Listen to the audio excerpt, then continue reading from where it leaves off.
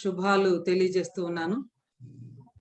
In the midst of the pandemic మధ్యలో shalom కంటే ఇంకా చక్కని సరిపోయినటువంటి శుభవచనం లేదని చెప్పేసి నేను భావిస్తా ఉన్నాను. ఎందుకంటే ప్రపంచం అంతా కూడా ఆల్ఫా, బీటా, గామా, డెల్టా ఇలా రకరకాలైనటువంటి కరోనా వేరియంట్స్ గురించి మాట్లాడుతూ ఉంటే ఫ్యూచర్ ఏమి జరగబోతా ఉంది అన్నటువంటి కన్సర్న్ కలిగి ఉంటే యేసుక్రీస్తు ప్రభువారు నేనే ఆల్ఫా నేనే ఒమేగా అని చెప్పేసి రివల్యూషన్ లో చెప్పారు. ఆల్ఫాయు ఒమేగయు నేనే, అంటే Greek letter first letter last letter అన్నమాట, మన A to Z లాగా. సో భవిష్యత్ శాస్త్రాన్ని గురించినటువంటి విషయాలు తెలుసుకోవటం చాలా సంతోషం. ప్రపంచం అంతా కూడా మరి భవిష్యత్తులో ఏం జరగబోతోంది, పరిస్థితులు ఎలా ఉండబోతున్నాయి, ఈ విషయాల గురించినటువంటి ఆలోచన, బాధ, దుఃఖము ఇలాంటివి మరి ప్రజలకు కలుగుతూ ఉన్నప్పుడు భవిష్యత్తు గురించి ఏమి జరగబోతుంది, ఎలా జరగబోతుంది, ఎంతో చక్కగా మరి దేవుడు మనకి ముందుగానే వ్రాయించి ఈ విషయాలన్నీ జరుగుతున్నప్పుడు మీరు ధైర్యంగా ఉండండి అని చెప్పినటువంటి విషయాలు జ్ఞాపకం చేసుకోవటం కూడా చాలా సంతోషం.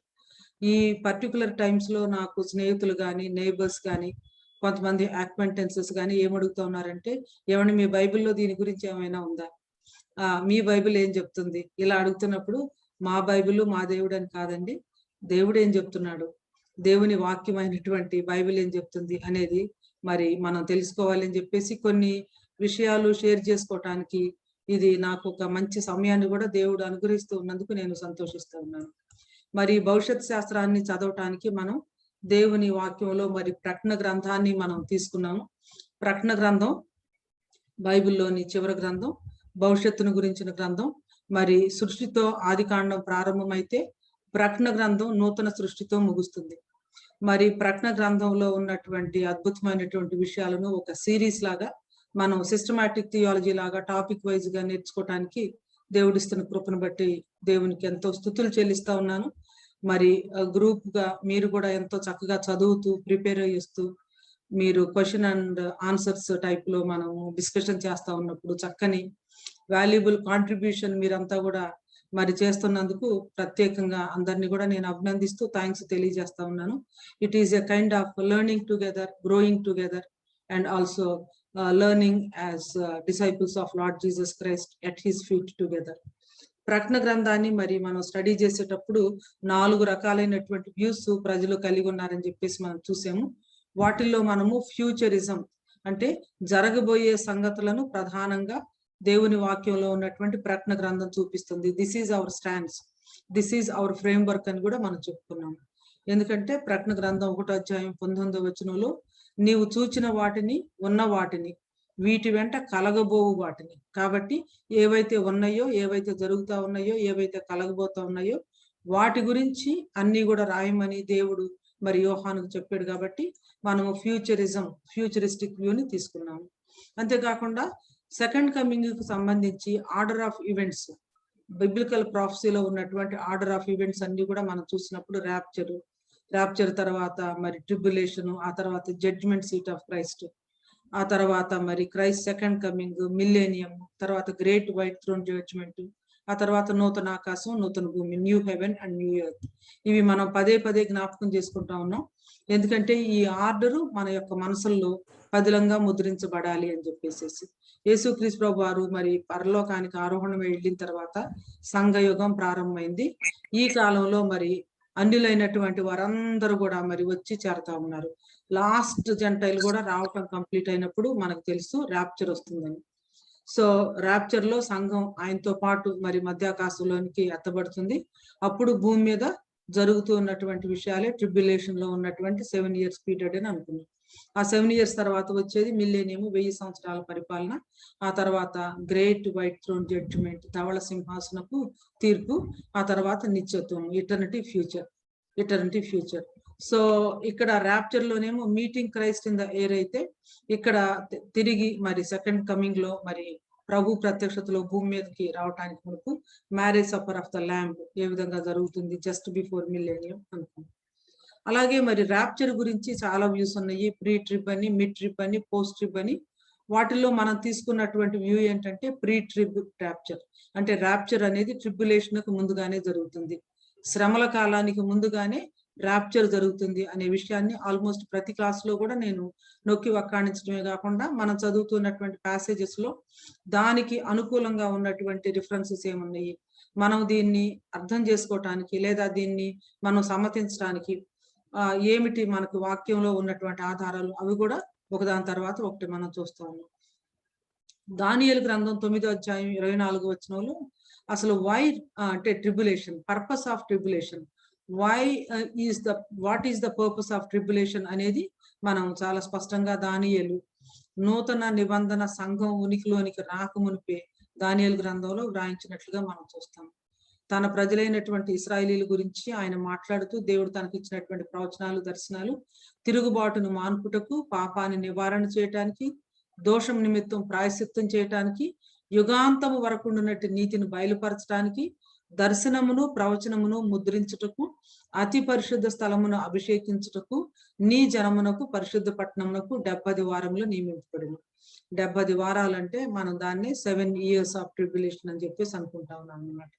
కాబట్టి ఈ 7 years ఆఫ్ ట్రిబ్యులేషన్ లో ఇవన్నీ కూడా జరుగుతూ ఉన్నాయి. దానియేలు ఏదైతే ప్రవచించాడో అవన్నీ కూడా జరుగుతూ ఉన్నాయి. నిజానికి ట్రిబ్యులేషన్ పీరియడ్ కి మరొక పేరే దానియేలు 70 వారము. దానియేలు 70 వారం. ఈ 7 సంవత్సరాల శ్రమల కాలానికే మరొక పేరు దానియేలు 70 వారం. ఈ ఆర్డర్ ఆఫ్ సీక్వెన్స్ లో ర్యాప్చర్ గురించి మనం చూసాము. ఈ 7 సంవత్సరాల శ్రమల కాలాన్ని గురించే మనం చాలా విషయాలు చూస్తున్నాము. ఇక రానున్నటువంటివి మనం ఒక్కొక్క వీక్ లో సరిపోతుంది. కానీ ఈ 7 సంవత్సరాల శ్రమల కాలాన్ని ఇంత ఎక్కువగా మనం చూస్తానికి కారణం ఏంటంటే దీని గురించి చాలా ఎక్కువ, ఇంచుమించు 15 అధ్యాయాలు, రెవల్యూషన్ లో 15 అధ్యాయాలు దీని గురించే ఉంది. మరి మొట్టమొదటి 3 అధ్యాయాలు గనక ఉపోద్ఘాతము 7 సంఘాలకి మరి లెటర్స్ అని అనుకుంటే 4వ అధ్యాయం నుంచి 18వ అధ్యాయం వరకు మహాశ్రమల కాలం గురించే ఉంది. ఆ తర్వాత మిల్లేనియము, ఆ తర్వాత ఇక new Jerusalem, new heaven and new earth అన్నమాట. కాబట్టి ఇంత ఎక్కువ ప్రకటన గ్రంథంలో ఇంచుమించు 15 అధ్యాయాలు దీనికోసం మరి డివోట్ అయి ఉన్నాయి. కాబట్టి 15 అధ్యాయాల్లో చాలా విషయాలు ఉన్నాయి. కాబట్టి మనం శ్రమల కాలం గురించి ఇంత ఎక్కువగా మనం ధ్యానిస్తా ఉన్నాము. ఇన్ని ఎక్కువ బైబిల్ స్టడీస్ కూడా మనం చేసుకుంటా ఉన్నాం. దేవుని యొక్క సంకల్పం అనాది కాలం నుంచి సంఘం కోసమే ఆయన లోకంలోకి వచ్చారు, సంఘం కోసం ఆయన ప్రాణం పెట్టారు, సంఘం తన స్వరక్తం ఇచ్చి ఆయన సంపాదించుకున్నారు. 1 నుంచి 3 అధ్యాయాల్లో క్రీస్తు ఆయన సంఘాన్ని గురించినటువంటి విషయాలు మనం చూస్తాము. తర్వాత 4 నుంచి 18 వరకు క్రీస్తు శ్రమల కాలాన్ని గురించి మనం చూస్తాము. ఆ తర్వాత 19, 20 అధ్యాయాల్లో క్రీస్తు ఆయన యొక్క రాజ్యం. ఆ తర్వాత 21 నుంచి 22 వరకు క్రీస్తు నిత్యత్వము, ఈ విషయాలు మనం చూస్తాము. సో ఇప్పుడు ఈ శ్రమల కాలాన్ని గురించి మనం చూసేటప్పుడు ఇవాళ మనం చూడబోయే అంశము ఇద్దరు సాక్షులు. అంటే ప్రకటన గ్రంథం 11వ అధ్యాయాన్ని మనం చూడబోతా ఉన్నాం. ప్రకటన గ్రంథం 11వ అధ్యాయంలో ప్రధానంగా ఇద్దరు వ్యక్తుల గురించి ఉందన్నమాట. దాన్ని మనం ఈ దినం ప్రధానంగా చూడబోతా ఉన్నాం. కాబట్టి ప్రకటన గ్రంథం 11వ అధ్యాయంలో ఉన్నటువంటి ప్రధానమైనటువంటి విషయం ఏంటి, దానిలో ఉన్నటువంటి ఇద్దరు సాక్షులు ఎవరు, వారి గురించి మనకి ఏం అర్థమవుతుంది, ఈ 7 ఏండ్ల శ్రమల కాలంలో వారి యొక్క ప్రాధాన్యత ఏంటి, వారి పరిచర్య ఏంటి, ఇవన్నీ కూడా మనం చూడబోతా ఉన్నాం అన్నమాట. 2 ఒలీవ చెట్లు, ఆ 2 ఒలీవ చెట్ల దగ్గర ఇద్దరు మనుషులు, ఆ తర్వాత టెంపుల్, ఆ తర్వాత వాళ్ళు ఆరోహణమై వెళ్ళటం, ఇవన్నీ కూడా మనం ప్రకటన గ్రంథంలోను జకరియా గ్రంథంలోను చూస్తున్నప్పుడు మనకు కలిగేటటువంటి ఫీలింగ్స్ అన్నమాట, లేకపోతే మనకు కలిగే ఇంప్రెషన్స్. ఈ 2 ట్రిబ్యులేషన్ విట్నెసెస్, శ్రమల కాలంలో ఉన్న ఇద్దరు సాక్షులు వారు ఎవరు, వారు ఎందుకు పంపబడ్డారు, వారి పరిచర్య ఏంటి, వారికి ఎవరు పరిచర్య, వారు ఎవరికి పరిచర్య చేశారు, అంటే to whom did they minister. తర్వాత when they were ministering what was the attitude of the world towards them, వారి ఎడల లోకం ఎలాంటి వైఖరి కలిగి ఉంది, తర్వాత వారి యొక్క మరణము, పునరుద్ధానము, ఆరోహణము ఏ విధంగా జరిగింది. ఇక్కడ ఒకటి మిస్ అవుతుంది, వాళ్ళ యొక్క డెత్ తర్వాత, అదేంటో కూడా మనం చూద్దాము. తర్వాత వారి పరిచర్య యొక్క ఫలితం ఏంటి, అంటే ఒక విధంగా సంఘం పరలోకానికి ఎత్తబడిన తర్వాత భూమి మీద ఘోరమైనటువంటి శ్రమల కాలం ప్రారంభమైనప్పుడు వీరి యొక్క పరిచర్య ఏంటి, అంటే how things are going to be, పరిస్థితులు ఏ రీతిగా ఉండబోతున్నాయి, ఎవరుంటారు, ఎలా పరిచర్య జరుగుతుంది, ఏం జరుగుతుంది, అవన్నీ కూడా ఈ 11వ అధ్యాయంలో మనం చూస్తాం అన్నమాట. ప్రకటన గ్రంథం 11వ అధ్యాయము 1 నుంచి 13 వచనాల వరకు మనం చదువుకొని ప్రార్థన చేసుకున్న తర్వాత మన డిస్కషన్ లోనికి వెళ్దాం. ప్రకటన గ్రంథం 11వ అధ్యాయం 1 నుంచి 13 వచనాలు.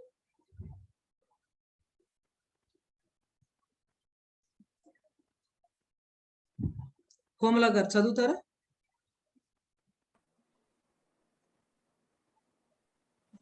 మరియు ఒకడు చేతికర్ర వంటి కొలకర్ర నాకిచ్చి, నీవు లేచి దేవుని ఆలయమును బలిపీఠమును కొలత వేసి ఆలయములో పూజించు వారిని లెక్క పెట్టుము. ఆలయమునకు వెలుపటి ఆవరణమును కొలత వేయక విడిచిపెట్టుము. అది అన్యులకు ఇయ్యబడెను. వారు 42 నెలలు పరిశుద్ధ పట్టణమును కాలితో త్రొక్కుదురు. నేను నా 2 సాక్షులకు అధికారం ఇచ్చెదను. వారు గోనెపట్ట ధరించుకొని 1260 దినములు ప్రవచింతురు. వీరు భూలోకమునకు ప్రభు అయిన వాని ఎదుట నిలుచుచున్న 2 ఒలీవ చెట్లను దీపస్తంభములనై ఉన్నారు. ఎవడైనను వారికి హాని చేయనుద్దేశించిన ఎడల వారి నోట నుండి అగ్ని బయలువెడలి వారి శత్రువులను దహించి వేయును కనుక ఎవడైనను వారికి హాని చేయనుద్దేశించిన ఎడల అలాగున వాడు చంపబడవలెను. తాము ప్రవచింపు దినములో వర్షము కురవకుండా ఆకాశమును మూయుటకు వారికి అధికారము కలదు. మరియు వారికి ఇష్టమైనప్పుడెల్లా నీళ్లు రక్తముగా చేయుటకు నానా విధములైన తెగుళ్లతో భూమిని బాధించుటకును వారికి అధికారము కలదు. వారు సాక్ష్యము చెప్పుట ముగింపగానే అగాధములో నుండి వచ్చు క్రూరముఖము వారితో యుద్ధము చేసి జయించి వారిని చంపును. వారి శవములు ఆ మహాపట్టణపు సంత వీధులలో పడి ఉండును. వానికి ఉపమాన రూపముగా సొదొమ అనియు ఐగుప్తు అనియు పేరు. అచ్చట వారి ప్రభువు కూడా సిలువ వేయబడెను. మరియు ప్రజలకును వంశములకును ఆయా భాషలు మాటలాడు వారికిని జనములకును సంబంధించిన వారు 3 దినములున్నర వారి శవములను చూచుచు వారి శవములను సమాధిలో పెట్టనీయరు. ఈ 2 ప్రవక్తలు భూనివాసులను బాధించినందున భూనివాసులు వారి గతి చూచి సంతోషించుచు ఉత్సహించుచు ఒకరికొకడు కట్నములు పంపుకొందురు.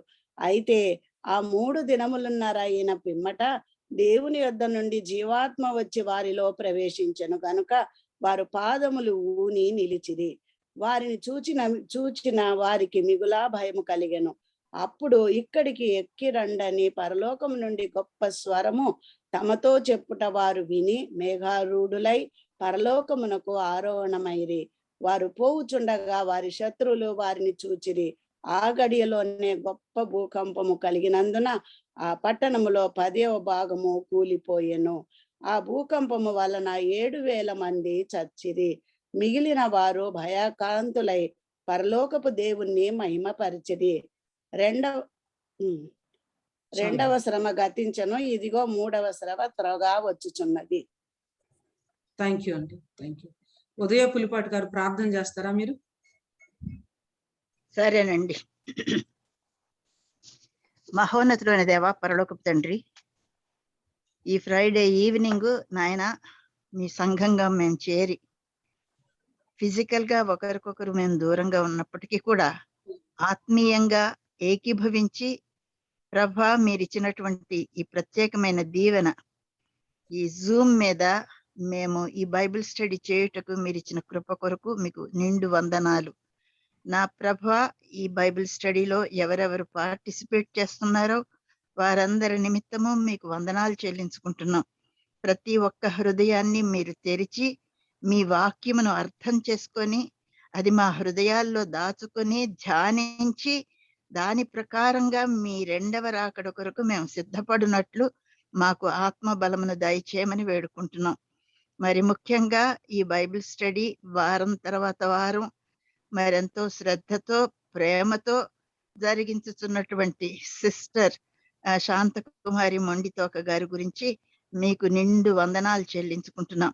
ఆమెకు ఆరోగ్య బలములను, సంతోష శాంతి సమాధానాలని దయచేసి మీ యొక్క మినిస్ట్రీలో ఇంకా ముందుకు సాగిపోవడానికి సహాయం చేయండి.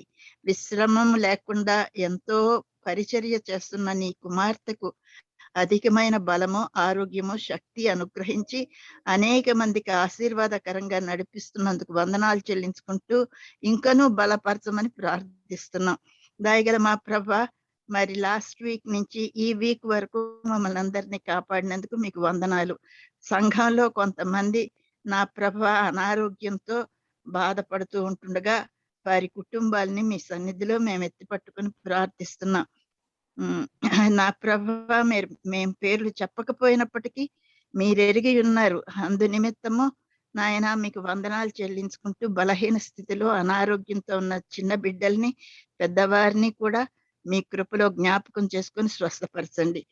ఈ యొక్క బైబిల్ స్టడీ మొదలు నుంచి చివరి వరకు ఆల్ఫా ఒమేగా మీరే మగ్గుడుగా ఉండి మీకు మహిమకరంగాను మాకు ఆశీర్వాదకరంగాను జరుగునట్లు కృప చూపించండి. వాక్యం వినగానే ఎత్తుకుపోవడానికి అపవాది ఎదురు చూస్తూ ఉంటాడు కనుక మేము ప్రార్థిస్తున్నాం నాయన, ఈ వాక్యాన్ని మా హృదయాల్లో భద్రపరచుకోవడానికి సహాయం చేయండి. మంచి నేలలో పడినటువంటి విత్తనముల వలె ఈ వాక్యము మా హృదయాలు అనేటటువంటి ప్రభావ ఫీల్డ్ లో మరి నాటబడి ఫలించేటట్లుగా ఉన్నట్లు కృప చూపించండి. సంఘం కొరకు, సంఘాన్ని నడిపిస్తున్న లీడర్స్ కొరకు, పాస్టర్ గారి కొరకు, వారి కుటుంబాల కొరకు మీకు వందనాలు చెల్లించుకుంటూ మీ కృపలో భద్రపరచమని యేసు పరిశుద్ధ నామమున అడిగి వేడుకొనుచున్నాం తండ్రి. ఆమేన్. Thank you.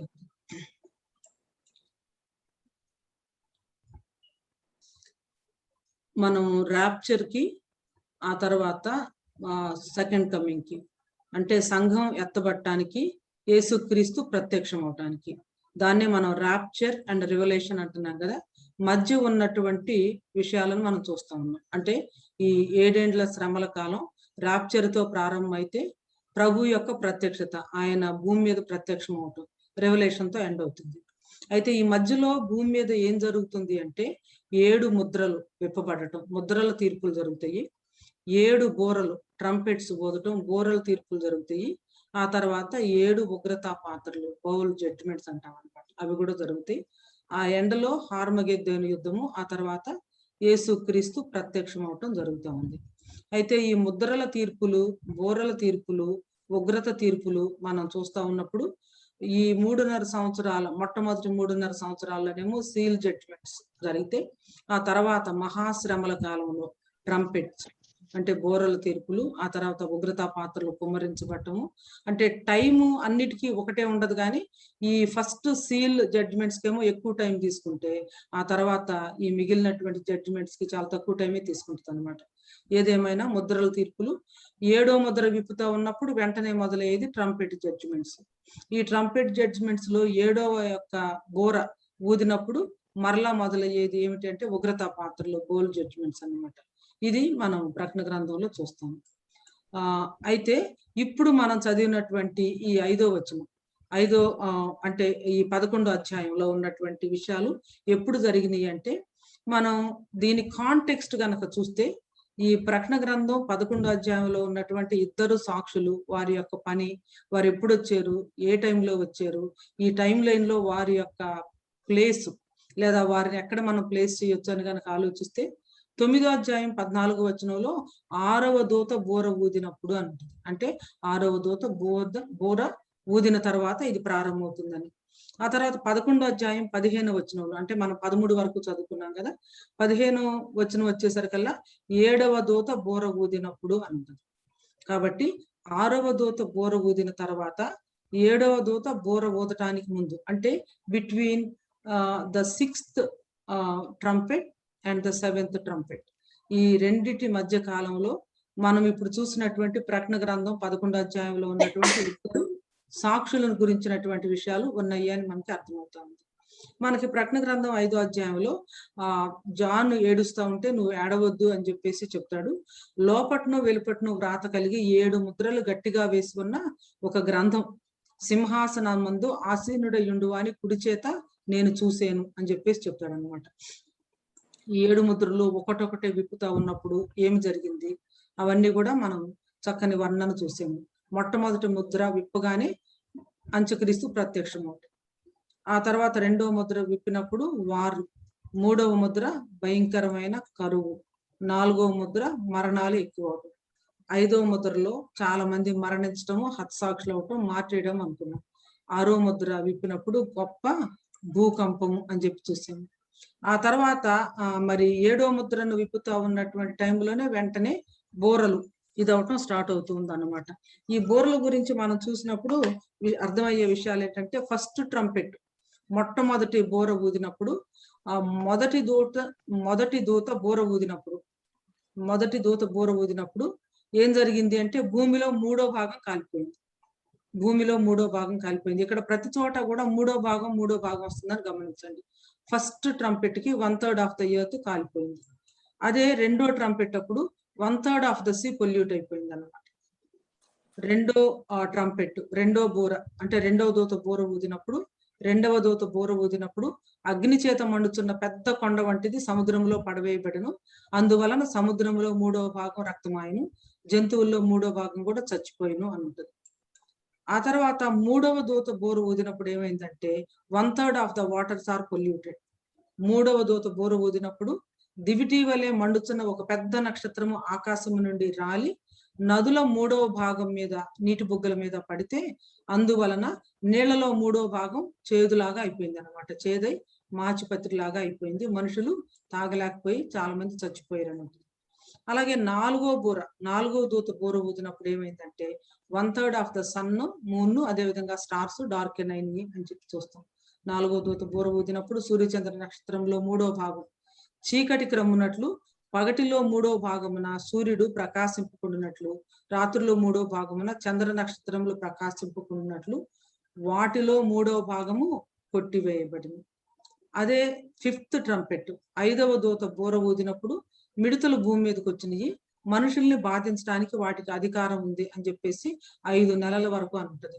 ఆ మిడతల వర్ణన ఇవన్నీ కూడా చూస్తే మనకు అర్థమైంది అదంతా కూడా అపవిత్రాత్మలు, భయంకరమైనటువంటి అంటే డీమన్స్ అన్నమాట. అంటే పాతాళంలో బంధించబడి ఉన్నటువంటి డీమానిక్ స్పిరిట్స్ మొత్తం కూడా ఈ యొక్క శ్రమల కాలంలో భూమి మీదకి రిలీజ్ చేయబడినట్లు మనకి అర్థమవుతుంది.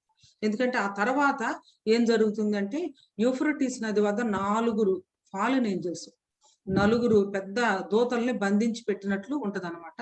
వాళ్ళని విడిచిపెట్టమని చెప్పేసి చెప్తే, వాళ్ళ 4 విడిచిపెట్టినప్పుడు ఏం జరుగుతుందంటే, మనుషుల్లో 3వ భాగం సంహరింపబడెను అని ఉంటది అనమాట. 6వ దూత బోర ఊదినప్పుడు దేవుని ఎదుట ఉన్న సువర్ణ బలిపీఠం యొక్క కొమ్ముల నుంచి ఒక స్వరము, యూఫ్రటీస్ అను మహానది వద్ద బంధింపబడి ఉన్న 4 దూతలు. యూఫ్రటీస్ నది వద్ద దూతలను ఎందుకు బంధిస్తారు? ఆ దూతలు ఎవరంటే ఫాలెన్ ఏంజల్స్ కాబట్టి. సో ఆ ఫాలెన్ ఏంజల్స్ తో పాటు మరి వారిని అనుసరించినటువంటి వాళ్ళు అందరూ కూడా ఈవిల్ అంటే డిమానిక్ అవన్నీ కూడా రిలీజ్ చేయబడటం వల్ల ఆ భూమి అంతా కూడా వాళ్ళ యొక్క యాక్టివిటీతో ఎలా నిండిపోయింది అనేది మనం చూస్తాం. ఆ తర్వాత 11లో మనం చూసినటువంటి భాగాన్ని చూస్తాము. 7th ట్రంపెట్ 7వ దూత బోర ఊదినప్పుడు ఏం జరుగుతుందంటే, లోక రాజ్యములు మన ప్రభు రాజ్యము, ఆయన క్రీస్తు రాజ్యం అయిందని ఆయన్ని స్తుతించడం, ఆరాధించడం ఉంటుంది. సో ఇప్పుడు మనం చూస్తున్నటువంటి 11వ అధ్యాయము 6వ దూత బోర ఊదటము, ఆ తర్వాత 7వ దూత బోర ఊదటానికి మధ్యలో జరుగుతుంది. అది 6వ దూత బోర ఊదినప్పుడు యూఫ్రటీస్ నది వద్ద బంధింపబడి ఉన్నటువంటి 4 దూతలు, వారి యొక్క సైన్య సమూహాలు అంతకంటే ముందుగానే మొత్తం రిలీజ్ అయినట్టు చూస్తాము. ఆ తర్వాత 2 సాక్షులు రావటము, వారి యొక్క పరిచర్య. ఆ తర్వాత 7వ దూత బోర ఊదటం మనం చూస్తాము. ఇప్పుడు 2 సాక్షుల గురించి మనం చూద్దాము. ఇంకొకసారి ప్రకటన గ్రంథం యొక్క ఈ 22 అధ్యాయాల్లో మనం చూడబోయే చాప్టర్, దాని ప్లేస్మెంట్ కూడా ఒకసారి మనం చూద్దాము. సంఘాలు, ఆ సంఘాలు అయిపోయిన తర్వాత జడ్జిమెంట్స్ మొదలైనవి. మొట్టమొదట ముద్రలు, తర్వాత బోరలు, ఆ తర్వాత ఉగ్రతా పాత్రలు వస్తాయి. బోరల్లో మరి 6, 7 మధ్యలో మనకి ఇక్కడ జరుగుతున్నటువంటి ఈ 2 సాక్షుల గురించినటువంటి కథనం ఉంటుంది అన్నమాట. ఆ తర్వాత మనం పోయిన వారం చూసుకున్నట్లుగా అంత్యక్రీస్తు, అబద్ధ ప్రవక్త, వారి యొక్క పనులు, ఆ తర్వాత ఉగ్రతా పాత్రలు కుమ్మరించబట్టము, తర్వాత బబులోను కూలిపోవటము, ఆ తర్వాత యేసుక్రీస్తు ప్రభు వారి యొక్క మరి మిల్లేనియం భూమి మీద ఎస్టాబ్లిష్ అవటము, నూతనమైన ఆకాశం, నూతనమైన భూమి. సో ఈ 22 చాప్టర్స్ లో 11th చాప్టర్ ని మనం ఈ దినం సగభాగం చూడబోతా ఉన్నాం. సో ఒక విధంగా ప్రకటన గ్రంథంలో ఈ 11th చాప్టర్ చాలా జాగ్రత్తగా చదవాలి. స్కాలర్స్ ఏమంటారంటే this is the toughest chapter to interpret అంటారనమాట. ఎందుకంటే దీన్ని అర్థం చేసుకోవాలంటే ఒక ఓవర్ వ్యూ ఉండటం మాత్రమే కాకుండా చాలా చాలా విషయాలు మనం అర్థం చేసుకోవాలి. ఈ సీల్ జడ్జిమెంట్స్ లో ఏమేమి జరుగుతున్నాయో ఒకసారి మనం చూసాం కదా. First seal, second seal, third seal ఇవన్నీ కూడా వచ్చినప్పుడు ఏం జరుగుతుంది అనేది మనం చూసాము. సో ఇప్పుడు ఈ 11వ అధ్యాయంలో జరుగుతున్నటువంటి విషయాలు మనం ఆల్రెడీ చదివాం కాబట్టి ఈ భాగాన్ని ఒకసారి మనం చదువుదాం అందరం. మనం చదివి దీనిలో కొన్ని మంచి ప్రశ్నల రూపంలో మనం బైబిల్ స్టడీ లాగా మనం చేసిన తర్వాత మళ్ళీ దీని సమరీ, థియలాజికల్ ఓవర్ వ్యూ కూడా నేను ఇవ్వాలని అనుకుంటా ఉన్నాను. ఒకసారి మీ దగ్గర మరి మీ మొబైల్లో బైబిల్ ఉన్నా లేదా మీరు ఫిజికల్ గానే బైబిల్ తీసుకొని ఉన్నా ఈ భాగాన్ని దయచేసి ఇంకొకసారి చదవరా. ఎందుకంటే ఇది చాలా ఇంపార్టెంట్ చాప్టర్. దీన్ని అర్థం చేసుకోవటం కూడా చాలా ఇంపార్టెంట్. దీని యొక్క ప్రాక్టికల్ అప్లికేషన్ కూడా చాలా ఎక్కువగా ఉంది.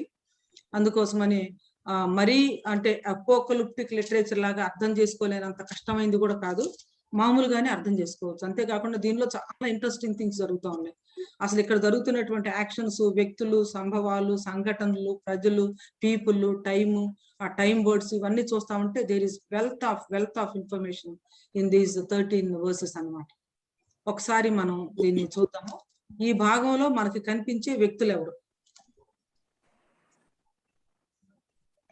దయచేసి అన్మ్యూట్ చేసుకొని ఎవరైనా సమాధానాలు చెప్పచ్చు. ప్రకటన గ్రంథం 11వ అధ్యాయం 1 నుంచి 13 వచనాల వరకే మనం చూస్తున్నాము. అంతవరకు ఈ 13 వచనాల్లో మనకు కనిపించే వ్యక్తులు ఎవరు, పర్సన్స్ ఎవరు? Who are the people that come across in these 13 verses? John అండి. John, very good. యోహాను. తర్వాత ఇద్దరు వ్యక్తులు. ఇద్దరు సాక్షులు. ఎస్ అండి, ఇద్దరు సాక్షులు. అపోస్తలుడైన యోహాను, ఇద్దరు సాక్షులు. ఇంకా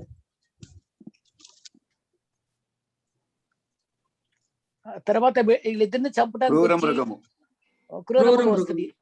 వెరీ గుడ్, క్రూర మృగం. ఇంకా లోపల నుంచి వస్తుంది. రెండు ఒలివ చెట్లు దీపస్తంభములునే ఉన్నారు.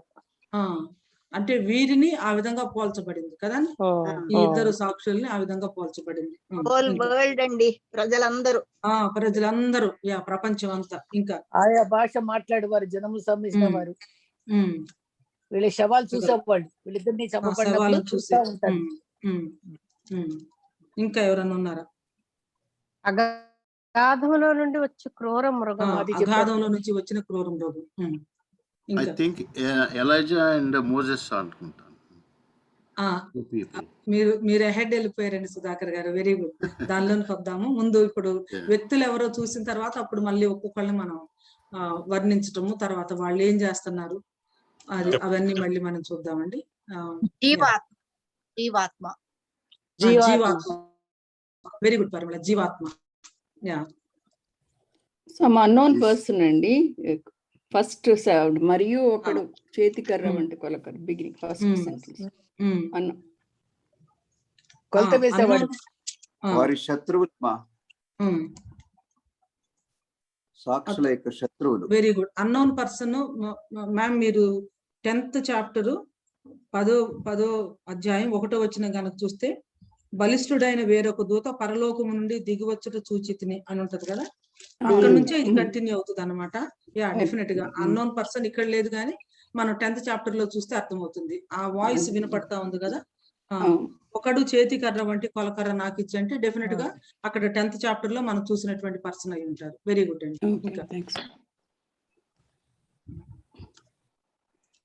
ఇంకా ఎవరైనా ఉన్నారా?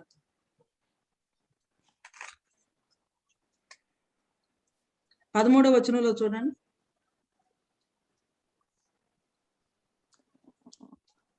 7,000 మంది ఉండుంటారండి. 7,000 మంది ఉన్నారు, చనిపోయినటువంటి 7,000 మంది. ఇంకా ఎవరైనా ఉన్నారా? శత్రువులు. వెరీ గుడ్, శత్రువులు ఉన్నారు. అంటే మిగిలిన వారు పరలోక దేవుని మహిమపరచరి అని ఉందండి అక్కడ. ఏంటండి? మిగిలిన వారు, వాళ్ళు చనిపోగా మిగిలిన వారు భయాక్రాంతులై పరలోకపు దేవుని మహిమ పరచరి అని ఉందండి. చాలా చాలా చక్కగా కీన్ గా అబ్జర్వ్ చేస్తున్నారు. సో 7,000 మంది చనిపోయిన వాళ్ళు మిగిలినటువంటి దేవుని మహిమపరిచినటువంటి మిగిలిన వాళ్ళు. సో మొత్తాన్ని మనం ఏంటండి యాంటై క్రైస్ట్ కూడా ఉన్నాడు. ఎందుకంటే క్రూర మృగము ఇక్కడ క్రూర మృగంగా చెప్పబడింది.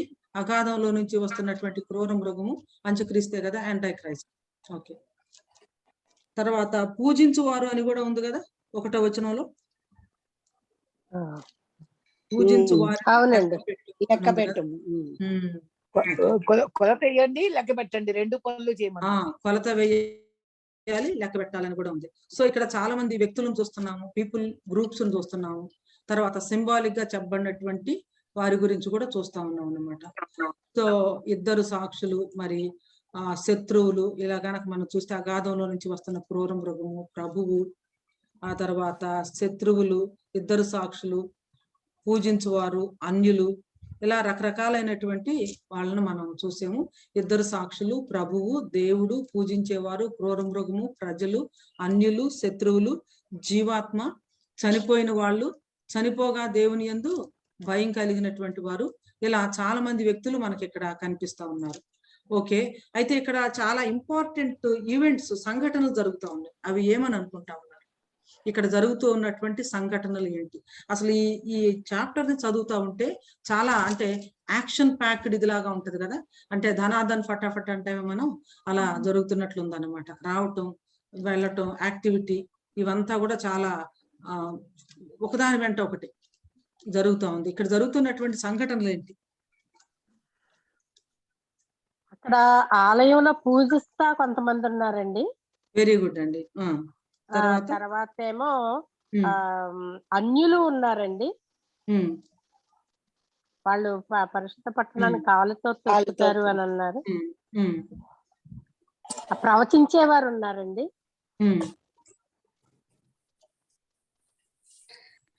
ప్రవచించే వాళ్ళు 2 ఉన్నారు. 2 సాక్షులు, వారు గోను పట్టు కట్టుకొని 1260 సాక్షులు, వాళ్ళకి అధికారం ఉంటది. అంటే ఇందాక మనం ప్రజల మీద ఫోకస్ పెట్టాం కదండి, ఇప్పుడు ఈవెంట్స్ మీద ఫోకస్ పెట్టి సంఘటన అంటే పూజించుట, ఆ తర్వాత నెక్స్ట్ కొలత వేయుట, ఆ తర్వాత అధికారం ఇవ్వబడుట, అంటే సంఘటనలు.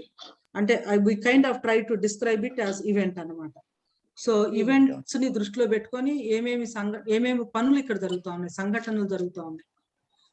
ఇది నేను అర్థమైందా క్వశ్చన్?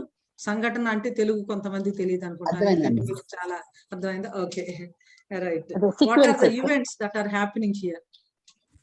మొట్టమొదటిది ఆలయాన్ని కొలత వేయడం అండి. Very good. ఆలయం కొలత వేయడం జరుగుతుంది. వండర్ఫుల్. ఆలయం కొలత వేసిన తర్వాత ఏం జరుగుతుందండి? పూజించేవారు లెక్క పెట్టడం, లెక్క వేయటం కూడా జరుగుతుంది. ఆలయంతో పాటు బలిపీఠం కూడానండి. పరిశుద్ధ పట్టణంతో త్రొక్కడం, పరిశుద్ధ పట్టణాన్ని కాళ్ళతో త్రొక్కటం. ఎస్ అండి, ఐజాక్ అన్న, thank you. 2 witnesses are given power. 2 witnesses are given power. వెలుపల కొలత వేయకుండా విడిచిపెట్టబడింది. ఒక కొంత భాగం విడిచిపెట్టబడి అన్యులకి ఇచ్చేసి, అప్పుడు మిగిలింది వీళ్ళు 2 తొక్కబట్టం. ఓకే, ప్రవచించడం, వారి నోట నుండి అగ్ని బయలు వెడలడం, వాళ్ళ శత్రువులను దహించి వేయడం. ఓకే, చాలా చాలా యాక్షన్ ప్యాక్డ్ థింగ్ కదా. Very good. తర్వాత వీళ్ళిద్దరికి చాలా అధికారం ఇవ్వబడింది కదండి. ఓకే, నీళ్లు రక్తంగా చేయడానికి, నానా విధాలైన తెగుళ్లతో భూమిని బాధించడానికి ఉందండి, జరుగుతుంది. భూమి మీద చాలా విషయాలు జరుగుతూ ఉన్నాయి. ఇంకా నీళ్లు రక్తంగా చేయటం, నీళ్లు రక్తం, వారితో యుద్ధం చేయడం, భూమిని బాధించటం, ఇంకా పట్టణంలో వీధిలో పడిపోవడం, శవములు పట్టణపు వీధుల్లో పడిపోవటం. ప్రజలందరూ టీవీలో ఆ శవాలని చూడడం అండి. ప్రజలందరూ భూనివాసులందరూ ఆ శవాలను చూస్తాం. తర్వాత యుద్ధం చేయటం, చంపడం, అంటే సమాధిలో పెట్టనివ్వరంటండి. సమాధిలో పెట్టనివ్వరు. వాళ్ళిద్దరిని పడి ఉండటం. వాళ్ళిద్దరూ మరణం నుంచి తిరిగి సినిమాలో లేవడం, వేయబడ్డాం. మేఘంలో పైకి హెవెన్ కి వెళ్ళిపోవడం చూస్తాం. అలాగే ఒకరికొకరు కట్నములు పంపుకున్నారంటండి సిస్టర్. సెలబ్రేషన్ చేసుకుంటాం. వీళ్ళు చచ్చిపోయినందుకు హ్యాపీ అయిపోయారు. అవును. ఇంకా తర్వాత వాటర్ టర్న్ ఇంటూ బ్లడ్ ఆ, and um, and plagues will be released. Okay right. ఇంకా ఏం జరిగినాయండి? జీవాత్మ వచ్చిందండి వారిలోనికి, జీవాత్మ వచ్చి కాబట్టి వాళ్ళు నిలబడ్డారంట. నిలబడ్డారు. అక్కడ యుద్ధం జరుగుతుంది. యాంటీ క్రైస్ట్ కిని మరి వీళ్ళిద్దరిని కూడా చంపుతారు అందులో. యుద్ధం జరుగుతుంది. Yeah, very good. పెద్ద వారు జరుగుతుంది ఇక్కడ.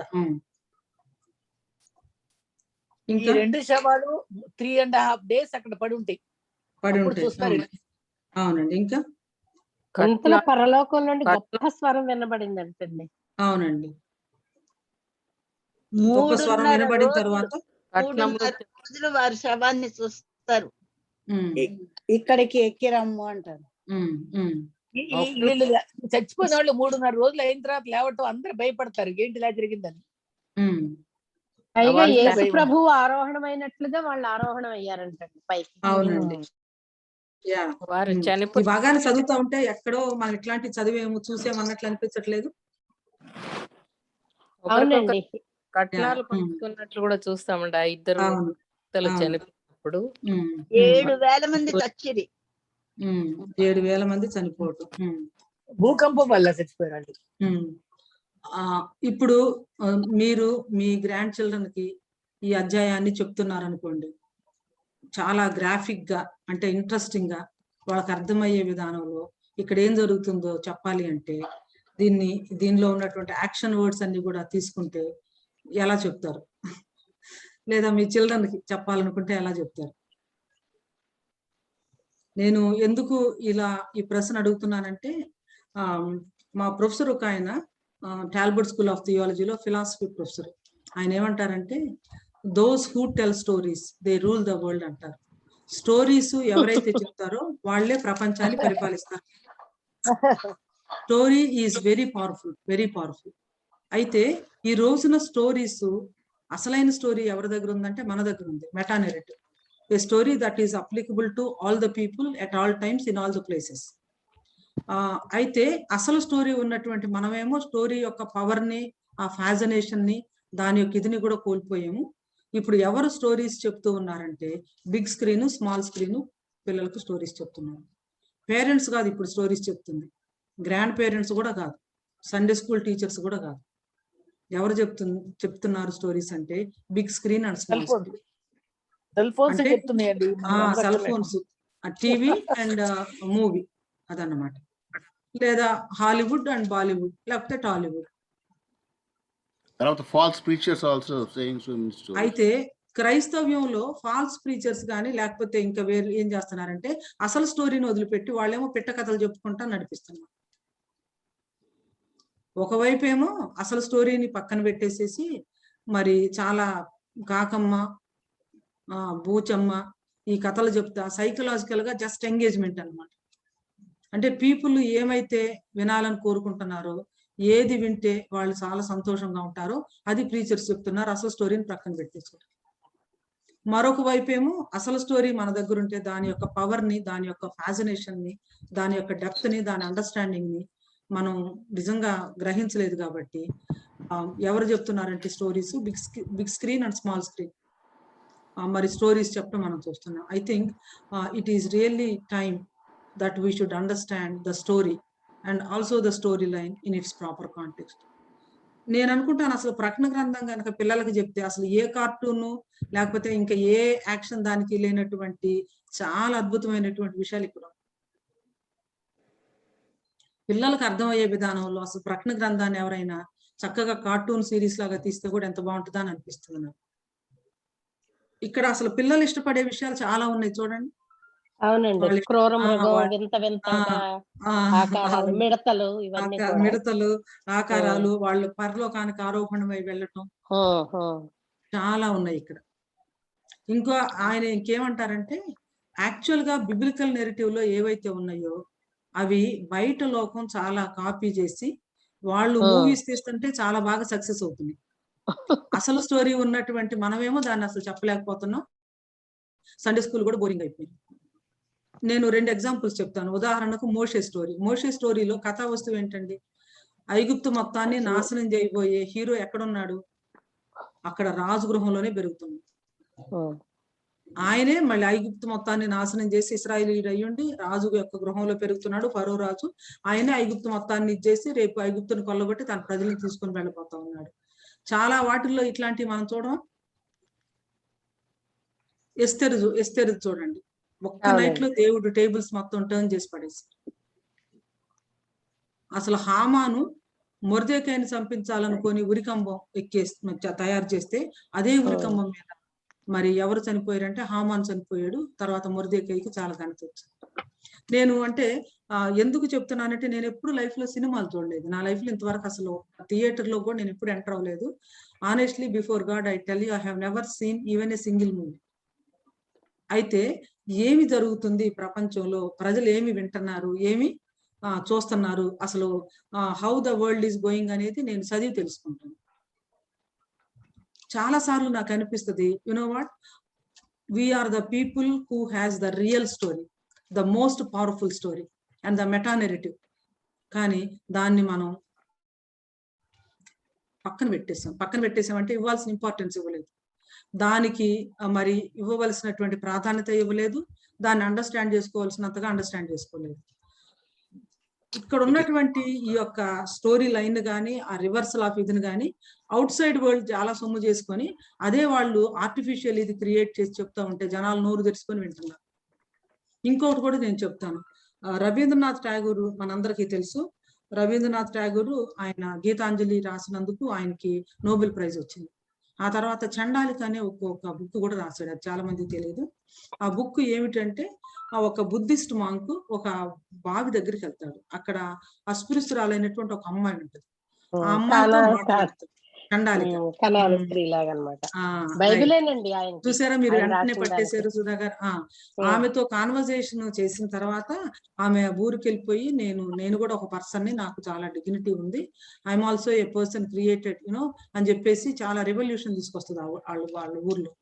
మనందరికీ అర్థమయ్యేది ఏంటంటే రవీంద్రనాథ్ ఠాగూర్ గారు జాన్ 4 ని హైజాక్ చేసి ఒక ఆర్టిఫిషియల్ కాంటెక్స్ట్ క్రియేట్ చేసి మరి అక్కడ చండాలికని ఒక బుద్ధిస్ట్ మాంక్ని పెట్టారు. ఆ బుక్ వల్ల భారతదేశంలో బుద్ధిజం రివైవ్ అయింది. మీకు తెలుసు, Buddhism was revived in India because of that one book. అది మామూలుగా స్టోరీ, అంటే స్టోరీలో నుంచి ఒక ఆర్టిఫిషియల్ కాంటెక్ట్ క్రియేట్ చేసి రాసిన స్టోరీ. నిజమైన స్టోరీ మనకుండి ఏ పాస్టర్ గారు పుల్పిట్ నుంచి ప్రీచ్ చేసినా ఆమె పాపాన్ని గురించి, ఆమె జీవితాన్ని గురించి మాట్లాడతారు తప్ప అసలు ఆ లిబరేటింగ్ కెపాసిటీ గురించి మాట్లాడారు. దేవుడు ఆమెని ఒక మిషనరీగా చూశారు. ఒక మిషనరీగా చూసి ఆ దేవుని కృపను బట్టి ఆమె మారితే సమరయ గ్రామం అంతా కూడా మార్చగలిగినటువంటి పొటెన్షియల్ ఉన్నటువంటి ఒక పర్సన్ గా చూసి ఆమె కోసం అపాయింట్మెంట్ ఆయనే వేసుకొని అక్కడ ఆమె కోసం వెయిట్ చేస్తా ఉన్నట్లు చూస్తాం. 3-4 అధ్యాయం. ఎస్ బ్రదర్, మీరు preaching సంగతి చెప్తా ఉంటుంటే I just want to చెప్పండి. thing came to my mind. President Reagan asked Billy Graham, Billy, do you believe that Jesus is coming again? అంటే Billy Graham అంటే yes, that's what I preach. అంటే how come I don't hear those messages anywhere? No message is being preached from the pulpit about the second coming of Jesus Christ. It is absolutely true now also. He said that around 30 years ago. Yes, and exactly. Yeah. So absolutely right, brother. Thank you. So 3rd chapter 4th chapter ప్రక్కన పెట్టి చూసినప్పుడు అక్కడ ఒక man, ఇక్కడ ఒక women, అక్కడ ఒక religious person, ఇక్కడేమో ఒక సమారిటన్ ఉమెన్, అక్కడేమో చాలా రైచియస్, ఇక్కడేమో నైతికంగా క్వశ్చనబుల్ క్యారెక్టర్. అక్కడేమో నైట్ వస్తాడు, మిట్ట మధ్యాహ్నం ఆయన వస్తాడు ప్రభు దగ్గరికి, ఇక్కడేమో పగలు మిట్ట మధ్యాహ్నం యేసుక్రీస్తు ప్రభు ఆమె దగ్గరికి వెళ్తారు. అసలు అలా 2 పక్కన పెట్టి చదివినప్పుడు చాలా అద్భుతమైనటువంటి విషయాలు వస్తాయి. We have never really read the text and used the text to liberate people. నేను అంటాను, it is time that we should really read the text again and again and understand what it is. అందుకోసమని ఇక్కడ జరుగుతున్నటువంటి సంఘటనలు కనుక చూస్తే చాలా graphic గా ఎవరైనా కనుక వర్ణించగలిగితే చాలా బాగుంటది. పెద్ద స్వరం, ఒక బలిష్ఠుడైనటువంటి దేవదూత వచ్చేసి ఒక కర్ర ఇవ్వటము, ఆ కర్ర తీసుకొని దేవాలయాన్ని కొలవమంటము.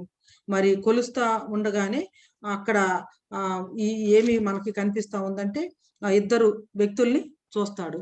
వాళ్ళు ఇద్దరు ఎవరు అంటే ఇద్దరు సాక్షులు అని చెప్పేసి వాళ్ళ నోట్లో నుంచి అగ్ని రావటము, ఆ తర్వాత వాళ్ళు చేసే పనులు నీళ్లు రక్తంగా మారటం, తెగుళ్ళు అన్ని కూడా. ఆ తర్వాత వాళ్ళు ఈ పనులన్నీ చేస్తా ఉంటే అగాధంలో నుంచి ఒక క్రూర మృగం రావటం, వాళ్ళని యుద్ధం, అక్కడ పెద్ద యుద్ధము. ఆ యుద్ధంలో వీళ్ళిద్దరూ చనిపోయిన తర్వాత వాళ్ళ డెడ్ బాడీస్ ని అట్లాగే ఉంచటం 3 రోజులు బయట, అందరూ దాన్ని చూస్తూ సెలబ్రేట్ చేసుకోవటం.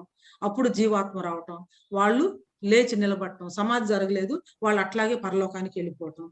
అది చూసినటువంటి వాళ్ళంతా కూడా చాలా భయపడటము. అప్పుడు పెద్ద భూకంపం రావటం, ఆ భూకంపం వచ్చినప్పుడు భయంతో 7,000 మంది చచ్చిపోతే మిగిలినటువంటి వాళ్ళు దేవుని.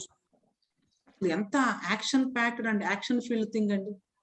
ఇక్కడ జరుగుతున్నటువంటి సంఘటనలు కనుక మనం చూస్తే దేవాలయం కొలత వేయటం, ఇద్దరు సాక్షులు ప్రవచించడం, క్రూర మృగం వాళ్ళని చంపటం, వారి శవాలు బహిరంగంగా ప్రదర్శించబడటం, సజీవులు కావటం, మళ్ళా వాళ్ళు పరలోకానికి ఆరోహణమై వెళ్ళటం, గొప్ప భూకంపం కలగటం, పరలోకంలో ఉన్నటువంటి దేవునికి మహిమ కలగటం. 13 verses లో చాలా విషయాలు జరిగినాయి అన్నమాట. ఇప్పుడు ఈ విషయాలు ఏమిటి మళ్ళా మనం పరిశీలించాలి. అయితే మొట్టమొదటి వచనాన్ని మనం చూద్దాం, ఎందుకంటే ఇది దేవాలయంతో ప్రారంభమవుతుంది. అయితే ఇంకొకటి ఆశ్చర్యం ఏంటంటే ఇది దేవాలయంతో ప్రారంభమయ్యి దేవాలయంతోనే ముగిస్తుంది ఈ అధ్యాయం. కోమల గారు 19వ వచనం చదువుతారా? రక్షణ గ్రంథం 11వ అధ్యాయం 19వ వచనం. మరియు పరలోకమందు దేవుని ఆలయము తెరవబడగా దేవుని నిబంధన మందసము ఆయన ఆలయములో కనబడెను. అప్పుడు మెరుపులను, ధ్వనులను, ఉరుములను, భూకంపమును, గొప్ప వడగండ్లను పుట్టెను. ఈ అధ్యాయాన్ని మీరు గమనిస్తే దేవాలయంతో ప్రారంభమవుతుంది, దేవాలయంతో ఎండ్ అవుతుంది. అయితే ఈ దేవాలయం ఏంటి, ఆ దేవాలయం ఏంటి ఒకసారి మనం చూద్దాం. 1వ అధ్యాయంలో 1వ వచనంలో ఉన్న దేవాలయం ఏంటి, 19వ వచనంలో ఉన్న దేవాలయం ఏంటి, దానికి దీనికి తేడా ఏంటి? లేదా మొట్టమొదట 1వ వచనంలో ఉన్న దేవాలయాన్ని చూద్దాం. ఇక్కడ కనిపించే దేవాలయం ఎక్కడ ఉంది, దాన్ని ఎవరు కట్టించారు? అది కట్టించబోతారు అక్క, ఫ్యూచర్ లో కట్టించబోతారు. ఓకే, ఇంకా కట్టబడలేదు. ఓకే, అయితే ముందు జరగని విషయాలనే జరిగిపోయినట్లుగా చూస్తా ఉన్నాడు ఈయన, జరుగుతున్నట్లుగా చూస్తున్నాడు, రాస్తున్నాడు. కాబట్టి దేవాలయాన్ని నీవు కొలత వేయమని చెప్తా ఉన్నాడు డెఫినెట్ గా. సో ఇంకా కట్టించబోయే దేవాలయం కాబట్టి ఏ దేవాలయం అంటావు అనిత నువ్వు? దానికి ఏమైనా పేరు పెడతావా? అంటే తొందరగల దినములు ఎందుకు కట్టబడుతుంది అని ఉంటుంది కదా. తొందరగల దినములు ఎందు దేవాలయము మరలా కట్టబడును అని దానియేలు గ్రంథంలో ఉంది. అది జెరుబాబెలు దేవాలయాన్ని గురించి. మనం ఎజ్రా గ్రంథాన్ని బాగా చదివాం కదా. ఎజ్రా గ్రంథాన్ని చదివినప్పుడు జెరుబాబెలు దేవాలయం గురించి కదా మనం నేర్చుకుంది. అంటే మొట్టమొదట సొలొమోను దేవాలయం. సొలొమోను దేవాలయానికి ముందు ఏముంది? దేవాలయం లేదు. ఏముంది? ప్రత్యక్ష గుడారమే ఉంది. దేవుని యొక్క నిబంధన మందసము టెంట్స్ లో ఉంటా ఉంది కదా. సొలొమోను మొట్టమొదటి కట్టాడు. తర్వాత సొలొమోను దేవాలయానికి ఏమైంది?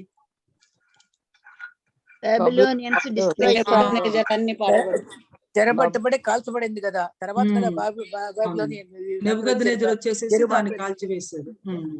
జెరుబాబెలు వచ్చి హెల్ప్ చేస్తాడు. అవును. 3వ దేవాలయం వచ్చినప్పుడే రాకడ వస్తుంది అంటారు. అదేనండి ఇక్కడ చెప్తాను. తర్వాత సెకండ్ టెంపుల్ ఎవరంటే జెరుబాబెలు కట్టాడు. చెర నుంచి తిరిగి వచ్చినటువంటి వాళ్ళు కోరేషు చేయటాన్ని బట్టి.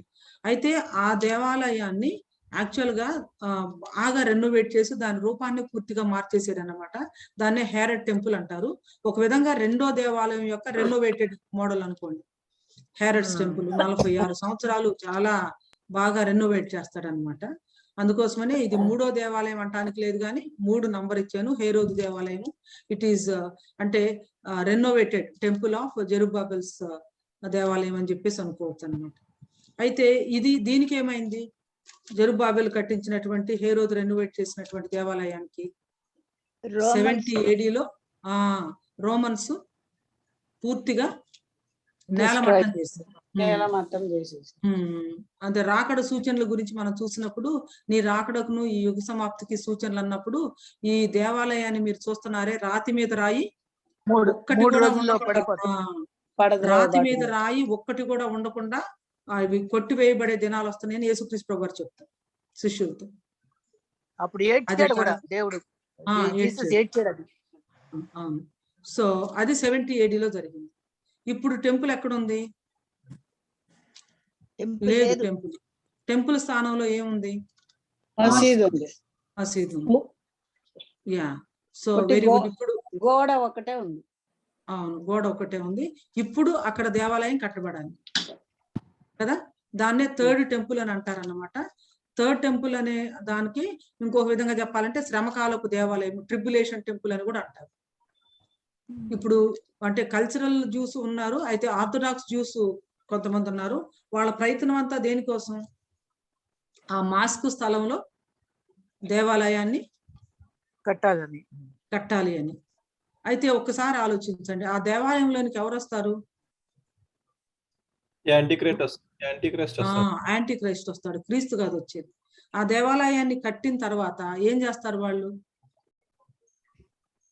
దేవాలయం కట్టిన తర్వాత ఏం చేస్తారు వాళ్ళు? తీసుకొని వస్తారు, ప్రతిష్ఠిస్తారు. ప్రతిష్ఠించిన తర్వాత ఏం చేస్తారు? ఫస్ట్ వీళ్ళంతా పూజిస్తారు. చెప్పు రవి. అంటే ఫస్ట్ కట్టిన తర్వాత వీళ్ళు పనులు అవన్నీ కూడా రీస్టోర్ చేస్తారు ఫస్ట్. తర్వాత యాంటీ క్రైస్ట్ వచ్చేసి వాళ్ళు ఇంకా అవన్నీ తీసేసి వీళ్ళు విగ్రహం వీళ్ళు అక్కడి నుంచి రూల్ చేయడం జరుగుతుంది anti Christ. Okay, right. Yeah, first దేవాలయాన్ని కడతారు. దేవాలయం కట్టిన తర్వాత తప్పనిసరిగా ఏమి రెస్టోర్ అవుతుంది? బలులు రెస్టోర్ అవుతాయి. ఒక్క పాయింట్ కొంచెం ఆలోచించండి. ఇప్పుడు యేసుక్రీస్తు ప్రభువు వారు ఇది సమాప్తం అని అన్నప్పుడు ఏం సమాప్తం అయిపోయింది? పాత నిబంధన కాలంలో ఉన్నటువంటి బలులు అన్ని అయిపోయినాయి. ఇక there is no point in offering sacrifices. నేను ఇంటర్ టెస్ట్మెంట్ లో ఇది తర్వాత న్యూ టెస్ట్మెంట్ హిస్టరీ చదివేటప్పుడు ఆ 70 AD లో జరుగుతున్నదంతా చదివితే చాలా హృదయం భలే బాధేసింది. అయ్యో ఇట్లా అయిపోయింది ఆ టెంపుల్ అని చెప్పేసి చాలా బాధపడుతున్నాను. వెంటనే నాకు దేవుని వాక్కులో నుంచి గుర్తొచ్చింది, అసలు యేసుక్రీస్తు ప్రభువు వారు పస్కా పశువుగా పాళెం వెలుపట ఆయన మరణించి వధించబడిన తర్వాత what is the point of offering sacrifices in the temple? యేసుక్రీస్తు ప్రభువు వారు చనిపోయినప్పుడు ఏం జరిగింది? దేవాలయపు తెర చినిగింది. ఆ రోజున వాళ్ళు పస్కాని ఇంకా ఆచరించలేదు. మైలు పడకుండా ఉండినట్లు ముందు ఈయన సంగతి చూసి ఈయన సిలువ వేసిన తర్వాత అప్పుడు పస్కాని వాళ్ళు భుజించాలని అనుకున్నారు. కానీ ఆ రోజు ఏం జరిగిందంటే ఆ రోజు 9 గంటలకి ప్రభుని సిలువ వేశారు. మార్నింగ్ వాళ్ళు అర్పించే మరి ఆ గొర్రె పిల్ల వధించబడలేదు. టెంపుల్లో సెకండ్ టెంపుల్లో వాళ్ళు మార్నింగ్ 9కి ఈవినింగ్ 3కి తప్పనిసరిగా గొర్రె పిల్లని వధించేవాళ్ళు. ఎవ్రీడే అది నిత్యమైనటువంటి బలి అన్నమాట. ఆ తర్వాత వారానికి ఒకసారి యోమ్ కిప్పూర్ ఉండేదన్నమాట, అతి పరిశుద్ధ స్థలంలోనికి రక్తంతో ప్రవేశించడం. అయితే యేసుక్రీస్తు ప్రభువు వారు చనిపోయినటువంటి దినాన ప్రధాన యాజకుడు ఆఫీసులో లేడు. ఆఫీసులో ఎందుకు లేడు అంటే ప్రధాన యాజకుడు వస్త్రాన్ని చింపుకున్నాడు. ఇక నువ్వు వస్త్రాన్ని చింపుకుంటే ఇంక నువ్వు ఎట్లా అసలు ప్రధాన యాజకుడు అవుతావు? So you are no more in office. తర్వాత మార్నింగ్ అర్పించవలసినటువంటి బలి పశువు కూడా అర్పించబడలేదు, ఎందుకంటే ప్రభు వారిని సిలువ వేశారు. మరలా 3 గంటలకి యేసుక్రీస్తు ప్రభు వారు కేక వేసి ఆయన మరణించారు కాబట్టి దేవాలయపు తెర నడిమికి చెరిగిపోయింది. సో జరగలేదు. సో యేసుక్రీస్తు ప్రభు వారు చనిపోయిన తర్వాత ఇక అది ఎప్పుడుకో రెస్టిట్యూట్ చేసి మళ్ళీ బలులు మొదలు పెట్టుంటారు. అందుకనే మన అపోస్తల కార్యాల్లో చూస్తాం, లేవీయుల్లో చాలా మంది మెస్సియా నందు విశ్వాసం ఉంచారని ఉంటుంది, యేసుక్రీస్తు నందు. ఎందుకు లేవీయులు చాలా మంది విశ్వాసం ఉంచారంటే తెర చినిగిపోవటం చూసారు కళ్ళ. తప్పనిసరిగా ఈయన మెస్సియా అయి ఉంటాడని చెప్పేసి వాళ్ళకి అర్థమైపోయింది. అందుకోసమనే యూదుల్లో నుంచి మరి ముఖ్యంగా లేవీయులు చాలా మంది ఆయన విశ్వసించారని ఉంటుంది అనమాట. Okay, right. యేసుక్రీస్తు ప్రభు వారు మరణించిన తర్వాత ఇంకా బలులు అర్పించడంలో దేర్ ఇస్ నో పాయింట్. కాబట్టి టెంపుల్ 70 AD లో డిస్ట్రాయ్ అయినా కూడా ఇక బాధపడాల్సిన అవసరం లేదని అనుకున్నాను నేను. ఇంకోటి ఏంటంటే దేవాలయం కంటే ఆలయము కన్నా శ్రేష్ఠుడు, నిజ ఆలయము నిజ ఆలయంగా ఆయనే మంగళం చేస్తే ఆలయం లేదని ఏడవలసిన అవసరం లేదని అనిపించింది. అయితే 3వ టెంపుల్ వీళ్ళు కట్టబోతున్నారు, కడతారు. దాని మీద తర్వాత బలులు కూడా అర్పిస్తారు. But there is no point in it అనమాట. అంటే ఆ బలులు అర్పించేది దేనికి? దానికి వాల్యూ ఏమీ లేదు. కానీ ఆ టెంపుల్లోకి కూడా ఎవరు వస్తారు? He enters the temple and Antichrist, and he made them to worship him. అవును, అదే. thirdtemple.org అని ఇట్లాంటి జ్యూస్ చాలా పెట్టి దానికోసం డొనేషన్స్ ఇవ్వండి అని చాలా ఇది చేస్తా ఉన్నారు కదా. ఒక ప్రీచర్ పేరు చెప్పను కానీ ఏమంటారంటే, ఆ టెంపుల్ కి మాత్రం మీరు డొనేషన్స్ ఏమి ఇవ్వకండి, యూదుల్ని ఇవాంజలైజ్ చేయడానికి మీరు ఇవ్వండి డొనేషన్స్, ఎందుకంటే ఆ టెంపుల్లోకి వచ్చేది యాంటై క్రైస్టే కానీ క్రీస్తు కాదని చెప్పేసి. I see there is a point in it అన్నమాట కదా. There is a point in it. Okay, so మనం శ్రమల కాలపు దేవాలయం, ఆ తర్వాత 1000 ఏండ్ల పరిపాలనలో చాలా అద్భుతమైనటువంటి దేవాలయం ఉండిపోతాం. లిటరల్ గా 1000 ఏండ్ల పరిపాలనలో యేసుక్రీస్తు ప్రభువారు యెరూషలేమును రాజధానిగా చేసుకుని భూమి మీద పరిపాలన చేస్తారు. కాబట్టి యెహెజ్కేలు గ్రంథంలో కడవటి మందిరం యొక్క మహిమ మొదటి మందిరం కంటే ఉంటది అని ఇవన్నీ మనం చూస్తామే. 1000 ఏండ్ల పాలనలో కూడా మనం ఒక టెంపుల్ ఉంటది అని చెప్పేసి మనం చూస్తాము. అయితే ఇక్కడ ప్రకటన గ్రంథం 11వ అధ్యాయం 12వ వచనంలో ఉన్నటువంటి టెంపుల్ ఏదండి? ప్రకటన గ్రంథం 11:19లో ఉన్నటువంటి టెంపుల్ ఏంటి? పరలోకమందు. పరలోకంలో ఉన్న టెంపుల్. అది నాకు చాలా బంగారు ఎప్పుడు దూరిపోయావే ఇంట్లోకి. సో పరలోకం దిగిపోద్ది, అక్కడ ఆయనతో పాటు వస్తుంది కిందకి. 11:19 ఒకసారి చదువుతారా? మరియు పరలోకమందు దేవుని ఆలయము తెరవబడగా దేవుని నిబంధన మందసము ఆయన ఆలయంలో కనబడెను. అప్పుడు మెరుపులు, ధ్వనులు, ఉరుములను, భూకంపమును, గొప్ప వడగండును పుట్టెను. ఇప్పుడు ఇక్కడ పరలోకంలో ఒక ఆలయం ఉందని చెప్పి చూసాము. ఆ తర్వాత ఆలయంలో దేవుని యొక్క నిబంధన మందసం ఉందని కూడా చూసాము. యెషయా గ్రంథం 6వ అధ్యాయంలో యెషయా గారు కూడా ఆలయంలో అత్యున్నతమైన సింహాసనం ముందు ప్రభు ఆసీనుడై ఉండగా చూచితిని అంటున్నాడు. అది కూడా అది ఇది ఒకటే అంటారా? ఒకటే అంటానికి మనకు ఆధారాలు ఉన్నాయి కదా. ఎందుకు? యెషయా గ్రంథం 6వ అధ్యాయం కనుక చూస్తే ఆయన చొక్కాయి అంచులు 6:1 చదువుతారా? చదువుతా. రాజైన ఉజ్జియా మృతి నొందిన సంవత్సరమున అత్యున్నతమైన సింహాసనమందు ప్రభు ఆసీనుడై ఉండగా నేను చూచితిని. ఆయన చొక్కాయి అంచులు దేవాలయమును నిండుకొనెను. ఆయనకు పైగా శరాపులు నిలిచి ఉండిరి. ఒక్కొక్కరికి 6 రెక్కలుండెను. ప్రతివాడు 2 రెక్కలతో తన ముఖమును, 2 తన కాళ్లను కప్పుకొనుచు 2 ఎగురుచుండెను. వారు సైన్యములకు అధిపతి యెహోవా పరిశుద్ధుడు, పరిశుద్ధుడు, పరిశుద్ధుడు, సర్వలోకం ఆయన మహిమతో నిండి ఉన్నదని గొప్ప స్వరముతో గాన ప్రతిగానములు చేయుచుండిరి. వారి కంఠ స్వరము వలన గడప కమ్ముల పునాదులు కదులుచు మందిరము ధూమము చేత నిండగా నేను ఇక్కడ దేవాలయము, మందిరము ఇవన్నీ కూడా ఈ మాటలు కనిపిస్తా ఉన్నాయి కదా. సో 19లో ఉన్నదేమో పరలోకంలో ఉన్న దేవాలయము. అయితే 11:1లో ఉన్నది భూమి మీద యెరూషలేములో ఉన్నటువంటి దేవాలయం. యెరూషలేములో ఉన్న దేవాలయం. ఇప్పుడు దూత మరి యోహానుకు ఏమని చెప్తా ఉన్నారంటే, నీవు లేచి ఏం చేయాలట? కొలత వేయాలంట, లెక్క పెట్టాలంట. కొలత వేయాలి, లెక్క పెట్టాలి. సో దేన్ని కొలత వేయాలి? మందిరానికి కొలత వేయాలి. బలిపీఠమును, ఆలయమును, మందిర బలిపీఠమును కొలత వేసి తర్వాత ఎవరిని లెక్క పెట్టాలి? పూజించేవారిని లెక్క పెట్టాలి. ఎక్కడైనా కొలత వేయటము, లెక్క పెట్టటము ఇవన్నీ దేన్ని చూపిస్తున్నాయండి? ఓనర్షిప్. Very good. ఓనర్షిప్ చూపిస్తుంది. ఇంకా అలాగే కట్టడాన్ని. Very good. కట్టడాన్ని. ఎవరైనా ఒక స్థలం కానీ ఏదైనా కొనుక్కునే ముందు కొలతలు వేపిస్తారు కదా, అది కరెక్ట్ గా ఉందా లేదా అని తెలుసుకోవటం కోసం. ఇంకా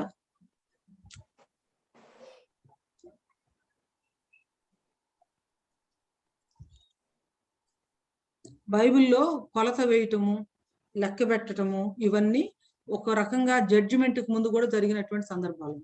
ఓల్డ్ టెస్ట్మెంట్ దొరుకుతుంది కదా అక్క, లెక్కించినప్పుడు ఓల్డ్ టెస్ట్మెంట్ జకరియా 2:1 కనుక చూస్తే, మరియు నేను తేరి చూడగా కొలనూలు చేత పట్టుకున్న ఒకడు నాకు కనబడెను.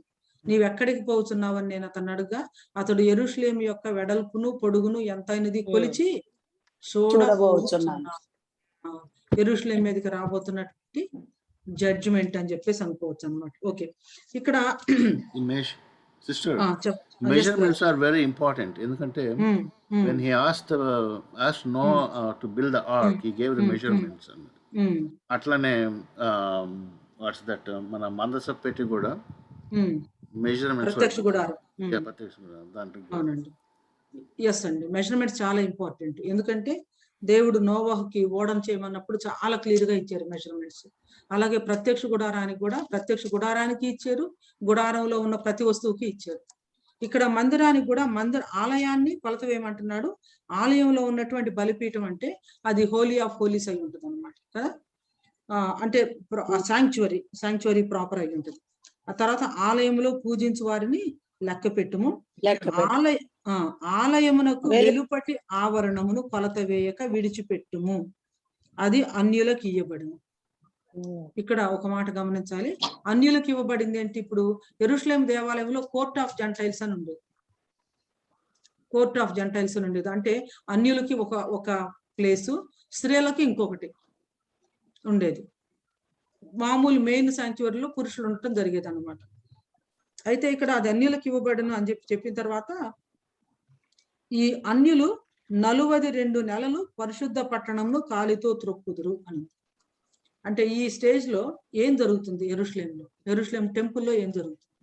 యాంటీ క్రైస్ట్ రూల్ చేస్తుంటాడు అక్కడ టెంపుల్ దగ్గర. యాంటీ క్రైస్ట్ ఆల్రెడీ వచ్చాడు కాబట్టి ఈ పరిశుద్ధ పట్టణాన్ని కాలితో త్రొక్కుదురు. 42 నెలలు అంటే ఎంత కాలం? 3.5 సంవత్సరాలు. 7 ఏళ్లలో సగం టైము, 7 ఏళ్ల శ్రమల్లో 3 సగం. Very good. ఇది ఫస్ట్ 3.5 years అని మనం అనుకోవచ్చు అనమాట. ఫస్ట్ 3.5 years లో ఏం జరిగిందంటే యూదులు టెంపుల్ ని కట్టారు. అంటే చాలా మంది ఏమంటారంటే రాప్చర్ కు ముందే కడతారంటారు, లేదా రాప్చర్ అయిపోయిన వెంటనే అంత్యక్రీస్తు ప్రత్యక్షపరుచుకుంటాడు కాబట్టి మంచి పొలిటికల్ లీడర్ గా ఇశ్రాయేలు దేశానికి చాలా చక్కని సపోర్ట్ ఇవ్వటం వల్ల ఆయన ఆధ్వర్యంలోనే, ఆయన సపోర్ట్ ను బట్టి చాలా అద్భుతంగా మరి వాళ్ళు చాలా త్వరలోనే దేవాలయాన్ని కడతారని, ఆ తర్వాత 3.5 వాళ్ళతో ఒక నిబంధన ఉంటది కాబట్టి వాళ్ళ యొక్క ఆరాధన, బలి ఇవన్నీ కూడా మామూలుగానే జరుగుతాయి. ఎప్పుడైతే మిడిల్ ఆఫ్ ట్రిబ్యులేషన్, మరి నాశనకరమైనటువంటి హేయ వస్తువు నిలవరాని స్థలంలో నిలుపడం జరుగుతుందో అక్కడి నుంచి మొదలవుతుంది అంట. ఏదేమైనా ఫస్ట్ వర్స్ లో అనుకున్నది భూమి మీద యెరూషలేంలో ఉన్నటువంటి దేవాలయము, దాన్నే 3వ దేవాలయం అని చెప్పేసి అనొచ్చు అనమాట. యూదులు కట్టే దేవాలయం, శ్రమ కాలంలో ఉంటున్నటువంటి యూదులు కట్టే దేవాలయం. ఇక్కడ సంఘాన్ని గురించినటువంటి ప్రత్యక్షత గాని మాట గాని ఏం లేదు. ఇప్పుడు సంఘం ఎక్కడి నుంచి వచ్చారు? అన్నిలో నుంచే వచ్చారు. అన్నిలో నుంచి వచ్చినటువంటి సంఘం ఎత్తబడింది కాబట్టి ఇంకెక్కడ సంఘాన్ని గురించి కూడా ఏమి ఒక మాట కూడా లేదు. పూజిస్తున్నటువంటి యూదులు బలిపీఠం కొలత వేసి దానిలో పూజించే వారిని లెక్క పెట్టుము అని మనం చూస్తున్నాం అన్నమాట. దీన్ని బట్టి కూడా ఇంకోసారి మనం అర్థం చేసుకోవచ్చు, ర్యాప్చర్ కి చర్చ్ మరి ఎత్తబడుతుంది కాబట్టి శ్రమల కాలంలో భూమి మీద ఉండదు అని చెప్పేసి. అయితే ఈ టైంలో యెరూషలేము అన్యజనుల చేత త్రొక్కబడుతుంది. It is going to be trampled by gentiles. నేను అంటే ఇది హాఫ్ జోకింగ్ అనుకోండి, హాఫ్ సీరియస్ అనుకోండి. నేను జెరూసలేం విజిట్ చేయడానికి ఒక కాన్ఫరెన్స్ జరిగితే వచ్చాను. అప్పుడు యెరూషలేంలో చాలా ప్రదేశాలను చూస్తా ఉన్నప్పుడు ఒకే చోట అరబ్స్ ఉంటారు, జూస్ ఉంటారు, ఇంకా వేరే ఉంటారు. ఇదంతా చూస్తా ఉన్నాను. నేను చూస్తా ఇదేం చేసయ్యా మీ ఇల్లు ఇట్లా ఉంది, మీ ఊరు ఇట్లా ఉంది, అసలు ఇది ఎటో చాలా ఇదిగా ఉంటదని చెప్పేసి నేను వచ్చాను. కానీ ఇక్కడ అంతా వీళ్ళంతా ఉన్నారు ఏంటని అడిగితే దేవుడు నాకు గుర్తు చేసింది ఏంటంటే యెరూషలేము అన్యుల చేత త్రొక్కబడే కాలం సంపూర్ణం అయ్యేదాకా ఇలాగే ఉంది. అది ప్రభు ముందే చెప్పు. Last person of the Gentiles మారు మనసు పొందేంత వరకు కూడా యెరూషలేము దండ్ల చేత అన్యజనుల చేత త్రొక్కబడతానే ఉంటుంది. అయితే ఆ 3.5 సంవత్సరాలు అయిపోతా ఉన్నటువంటి టైంలో దేవుడు ఎవరిని పంపిస్తున్నారంటే 2 పంపి మనం ఏమనుకున్నామంటే 7 ఏండ్ల శ్రమల కాలంలో పరిశుద్ధాత్మ దేవుని పరిచర్య ఏ రీతిగా ఉంటది? ఎవరైనా మారు మనసు పొందడానికి అవకాశం ఉంటుందా? ఒకవేళ పొందితే ఎలా పొందుతారు? పరిశుద్ధాత్మ దేవుని కార్యాలు ఎలా ఉంటాయి? అంటే in the economy of working of the holy spirit god 7 ఏండ్ల శ్రమల కాలంలో భూమి మీద మిగిలిపోయిన వాళ్ళకి గాని, ఇశ్రాయేలీలకు గాని, యూదులకు గాని, అన్యులకు గాని వాళ్ళు మారు మనసు పొందడానికి గాని, మెస్సియాని అంగీకరించడానికి గాని సోర్స్ ఏంటి? ఎలా తెలుసుకుంటారు అని అన్నప్పుడు కొన్ని విషయాలు ఇంతకు ముందు మనం చూసాం. ఇక్కడ మనం కొన్ని చూడబోతా ఉన్నాం. ఈ 7 ఏండ్ల శ్రమల కాలంలో పరిశుద్ధాత్మ దేవుడు భూమి మీద ఉంటారా? ఉండడు. ఉంటారక్క. ఉండరు అని కోమల గారు అంటున్నారు, ఉంటారు అని రవి అంటున్నారు. ఎలా ఉంటారు రవి చెప్తారు, ఎలా ఉండరో కోమల గారు చెప్తారు. మనకి ఓల్డ్ టెస్ట్మెంట్ ఎలా ఉన్నారో అలా ఉంటారక్క ఇప్పుడు ర్యాప్చర్ తర్వాత. ఓల్డ్ టెస్ట్మెంట్ ఎకానమీలో పరిశుద్ధాత్మ దేవుని యాక్టివిటీ ఎలా ఉంటుందో అలా ఉంటది శ్రమల కాలంలో అని చెప్పేసి. ఉండరు అని ఎందుకు అనుకుంటున్నారండి కోమల గారు మీరు? అంటే సంఘము ఎత్తబడేటప్పుడే ఆత్మస్వరూపుడు వెళ్ళిపోతాడు సంఘముతో. Very good. సంఘంతో పాటు పరిశుద్ధాత్మ దేవుడు సంఘాన్ని సిద్ధపరిచి తీసుకువెళ్తారు. అయితే మనము ఒక విధంగా రవి చెప్తున్నది మీరు చెప్తున్నది కూడా కరెక్టే, కానీ దాన్ని మనం ఎలా అర్థం చేసుకోవాలంటే ఇంతకు ముందు నుంచి కూడా అడ్డగిస్తున్నది ఏదో అది తొలగింపబడి వరకు అని ఉంటుంది. ఇంతకు ముందు వరకు అడ్డగిస్తున్నది పరిశుద్ధాత్మ దేవుడు తన సంఘం ద్వారా, పరిశుద్ధాత్మ దేవుడు సంఘం ద్వారా. ఇప్పుడు సంఘం ఎత్తబడిన తర్వాత సంఘం లేదు అంటే సంఘం ఉన్నప్పుడు ఏ విధంగా బలమైనటువంటి విధానంలో ఈ యొక్క ధర్మ విరోధ సంబంధమైనటువంటి మర్మాన్ని అడ్డగించడం జరిగిందో ఆ విధమైనటువంటిది ఉండదు. కానీ పరిశుద్ధాత్మ దేవుని యాక్టివిటీ మాత్రం ఉంటుంది. ఎందుకంటే అసలు పరిశుద్ధాత్మ దేవుడు ఒప్పించకపోతే యూదులైన మారుమనసు పొందే అవకాశం లేదు. ఈ 7 ఏండ్ల శ్రమల కాలం ప్రత్యేకంగా యూదుల కోసం కదా ఇవ్వబడింది. కాబట్టి పరిశుద్ధాత్మ దేవుని యాక్టివిటీ ఉంటది. అది ఎలా ఉంటదంటే పాత నిబంధన కాలంలో పరిశుద్ధాత్మ దేవుడు ఏ రీతిగా ప్రజల మీదకు అంటే వచ్చి ఒక పని కోసం వాళ్ళని బలపరిచి మరి వాళ్ళు పాపం చేసిన తర్వాత మళ్ళా వాళ్ళని నుంచి డిపార్ట్ అవటం అంటే it's like coming and going. The activity of holy spirit god in the old testament economy was very different than the new testament economy అన్నమాట. ఆ విధానంలో ఉంటది అని చెప్పేసి అనుకున్నాం. అంతేకాకుండా ఇంతకు ముందు చాప్టర్స్ లోనే మనం 144,000 మంది జూయిష్ బిలీవర్స్ ఉన్నారు. వాళ్ళు చాలా అద్భుతమైనటువంటి పరిచర్య చేస్తారు. అంతేకాకుండా పరలోకంలో నుంచి దేవదూత మరి నిత్యమైనటువంటి సువార్త తీసుకొని ప్రకటించడం అనేది ఉంటది అని చెప్పేసి మనం చూస్తున్నాం. సో ఇవన్నీ కూడా డిఫరెంట్ ఎవెన్యూస్ అన్నమాట. అయితే వాటిల్లో చాలా ప్రధానమైనది ఏమిటి అంటే 2 సాక్షులు. ఆ 2 సాక్షుల గురించి ఇప్పుడు మనం చూడబోతా ఉన్నాం అన్నమాట. సరే, ఇప్పుడు ఆ 2 సాక్షులు ఇక్కడ కనిపించే ప్రధానమైనటువంటి వ్యక్తులు ఎవరంటే ఆ 2 సాక్షులు. వాళ్ళెవరు, వాళ్ళ ఐడెంటిటీ ఏంటి, వాళ్ళ పరిచర్య ఏంటి, తర్వాత ఎందుకు పంపించబడ్డారు, ఎవరి కోసం పంపించబడ్డారు, ఎంతకాలం ఉన్నారు, ఎంతకాలం వాళ్ళు పరిచర్య చేశారు, ఆ తర్వాత ఏం జరిగింది, అవి ప్రధానమైనటువంటి విషయాలు ఈవేళ బైబిల్ స్టడీలో. సో వాటిని మనం చూద్దాము. వీరికి రకరకాలైనటువంటి పేర్లు ఇవ్వబడి ఏంటి ఆ పేర్లు? కొందరు హానోకు ఏలియా అంటారు, కొందరు మోషే అద్భుతాలు చేశారు కాబట్టి మోషే అంటారు. మోషే ఏలియా అవ్వచ్చు, హానోక్ కూడా వాళ్ళు కూడా కొనుగోపడ్డారు కదా, అందుకని ఈ ముగ్గురు మధ్య ఇద్దరు అవుతారు. ఇద్దరు ముగ్గురు మధ్యలో వాళ్ళ ఐడెంటిటీ. Okay, right. అయితే వాళ్ళకి ఇవ్వబడినటువంటి డిఫరెంట్ నేమ్స్ ఏంటి? పేర్లు ఇవ్వబడలేదు కదా, పోలికలు ఉన్నాయి కదండి. రెండు ఒలీవ చెట్లు, 2 ఒలీవ చెట్లు. Very good. 2 ఒలీవ చెట్లు, 2 దీపస్తంభాలు, 2 సాక్షులు, దీపస్తంభాలు, ఒలివ మొక్కలు. అక్కడ వాళ్ళు ఒలివ నూనె వస్తుంది, అక్కడ జకర్యాలో ఉంది కదండి. అది కూడా చూస్తాం ఇప్పుడు మనం. 2 ఒలీవ చెట్లు, 2 దీపస్తంభాలు కదా. ఇంకా ఏమన్నా పేర్లు ఉన్నాయా? 10వ వచనం చూడండి. ప్రవక్తలు. ఈ 2 ప్రవక్తలు అంటారు. ఎందుకు ప్రవక్తలు అంటున్నారంటే వాళ్ళు నిజంగానే ప్రవక్తలు, ప్రవచించారు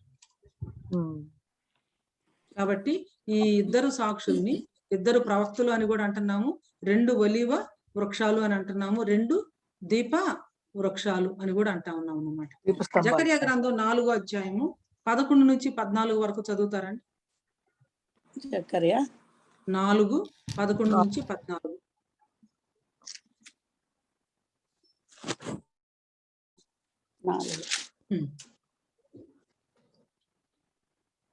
జకరియా 4:11 దీపస్తంభమునకు ఇరు ప్రక్కల నుండి ఈ 2 ఒలివ చెట్లు ఏమిటివని వనియు 2 బంగారు కొమ్ములలో నుండి సువర్ణ తైలమును కుమ్మరించు ఒలివ చెట్లకున్న 2 కొమ్మలను ఏమిటివనియు నేను అతనిని అడగగా అతడు నాతో ఇవి ఏమిటివని నీకు తెలియదా అనెను. నా ఏలినవాడా, నాకు తెలియదని నేను అనగా అతడు వీరిద్దరూ సర్వలోకనాథుడకు యెహోవా యొద్ద నిలవబడుచు తైలము పోయువారై ఉన్నారనెను. వీళ్ళ పరిచర్యలోనికి వెళ్ళటానికి మునుపు ఒక్క మాట నేను మీకు గుర్తు చేస్తాను. తైలం పోయటం. తైలం అనగానే మీకు యేసుక్రీస్తు ప్రభు వారు చెప్పినటువంటి ఉపమానాల్లో ఉపమానం గుర్తుకు రావాలి. ఏంటది? పరిశుద్ధాత్మ. పరిశుద్ధాత్మ. ఇంకా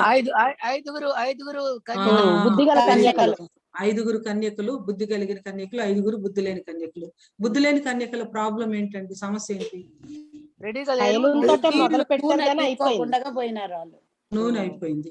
అప్పుడు వాళ్ళు వచ్చి ఏమని అడుగుతున్నారు? బుద్ధి కలిగిన కన్యకలుగా మాట్లాడితే బాగుంటుందండి, అందరూ ఒకేసారి మాట్లాడుతుంటే. పర్లేదండి, నో ప్రాబ్లం. యా. సో బుద్ధి కలిగినటువంటి వారు చాలా ఎంతూజియాస్టిక్ గా సమాధానం చెప్తున్నారు కాబట్టి పర్లేదండి సుగుణ గారు. యా. బుద్ధి కలిగినటువంటి వారు ఏమని అంటారు?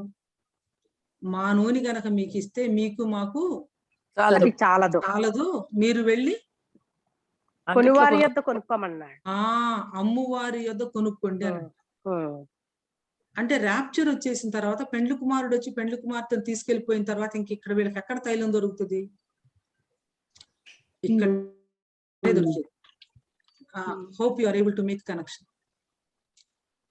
అంటే విడిచిపెట్టబడినటువంటి విశ్వాసులు. చెప్పండి ఆనంద్ కుమార్ గారు. ఇంకా టైం కూడా ఉండదు వాళ్ళకి వచ్చి ఎదుర్కోవడానికి. టైం అయిపోయింది అంటే ఇక వాళ్ళకి తలుపు తీయబడదు. 7 ఏండ్ల శ్రమల కాలంలోనే వాళ్ళు మిగిలిపోతారు. అయితే అక్కడ ఒక మాట ఏముందంటే, మీరు వెళ్ళి కొనుక్కోండి తైలం అని అంటారు అన్నమాట. అప్పుడు 7 ఏండ్ల శ్రమల కాలంలో విడిచిపెట్టబడినటువంటి వాళ్ళకి కంఫర్ట్ గాని, వాళ్ళకి కొంత ధైర్యం గాని, లేకపోతే ఒక సమ్ కైండ్ ఆఫ్ ఇది కానీ ఎక్కడి నుంచి దొరుకుతుందంటే, ఈ మనం చూస్తున్నామే 144,000 మంది యూదు ఇవాంజలిస్టులు. ఆ తర్వాత ఇక్కడ 2 సాక్షులు చాలా ప్రత్యేకమైనటువంటి పరిచర్య ఆ దినాల్లో చేస్తారనేది అర్థమవుతుంది. యెహోవా యొద్ద నిలువబడుచు తైలము పోయువారై ఉన్నారు. కాబట్టి 7 years ట్రిబ్యులేషన్ లో కూడా పరిశుద్ధాత్మ దేవుని పని ఉంటుందా? ఉంటది. పరిశుద్ధాత్మ యొక్క ప్రెజెన్స్ పూర్తిగా తీసివేయబడదు. ఎందుకంటే ఈ 3.5 శ్రమల కాలంలోనే కదా జకరియా గ్రంథంలో ఉన్నట్లు యూదులందరూ కూడా మారు మనసు పొందేది. జకరియా గ్రంథం 12వ అధ్యాయాన్ని మనం తర్వాత చూస్తాము. వాళ్ళంతా కూడా ఏడుస్తూ భయంకరంగా, అంటే తల్లులు విడిగా, తండ్రులు విడిగా, భార్యలు విడిగా, భర్తలు విడిగా, బిడ్డలు విడిగా, వంశాలు కుటుంబాలు భయంకరంగా ఏడుస్తారని ఉంది. చూడండి, జకరియా గ్రంథం 12వ అధ్యాయం 10వ వచనం. 10, 11, 12 చదువుతారా?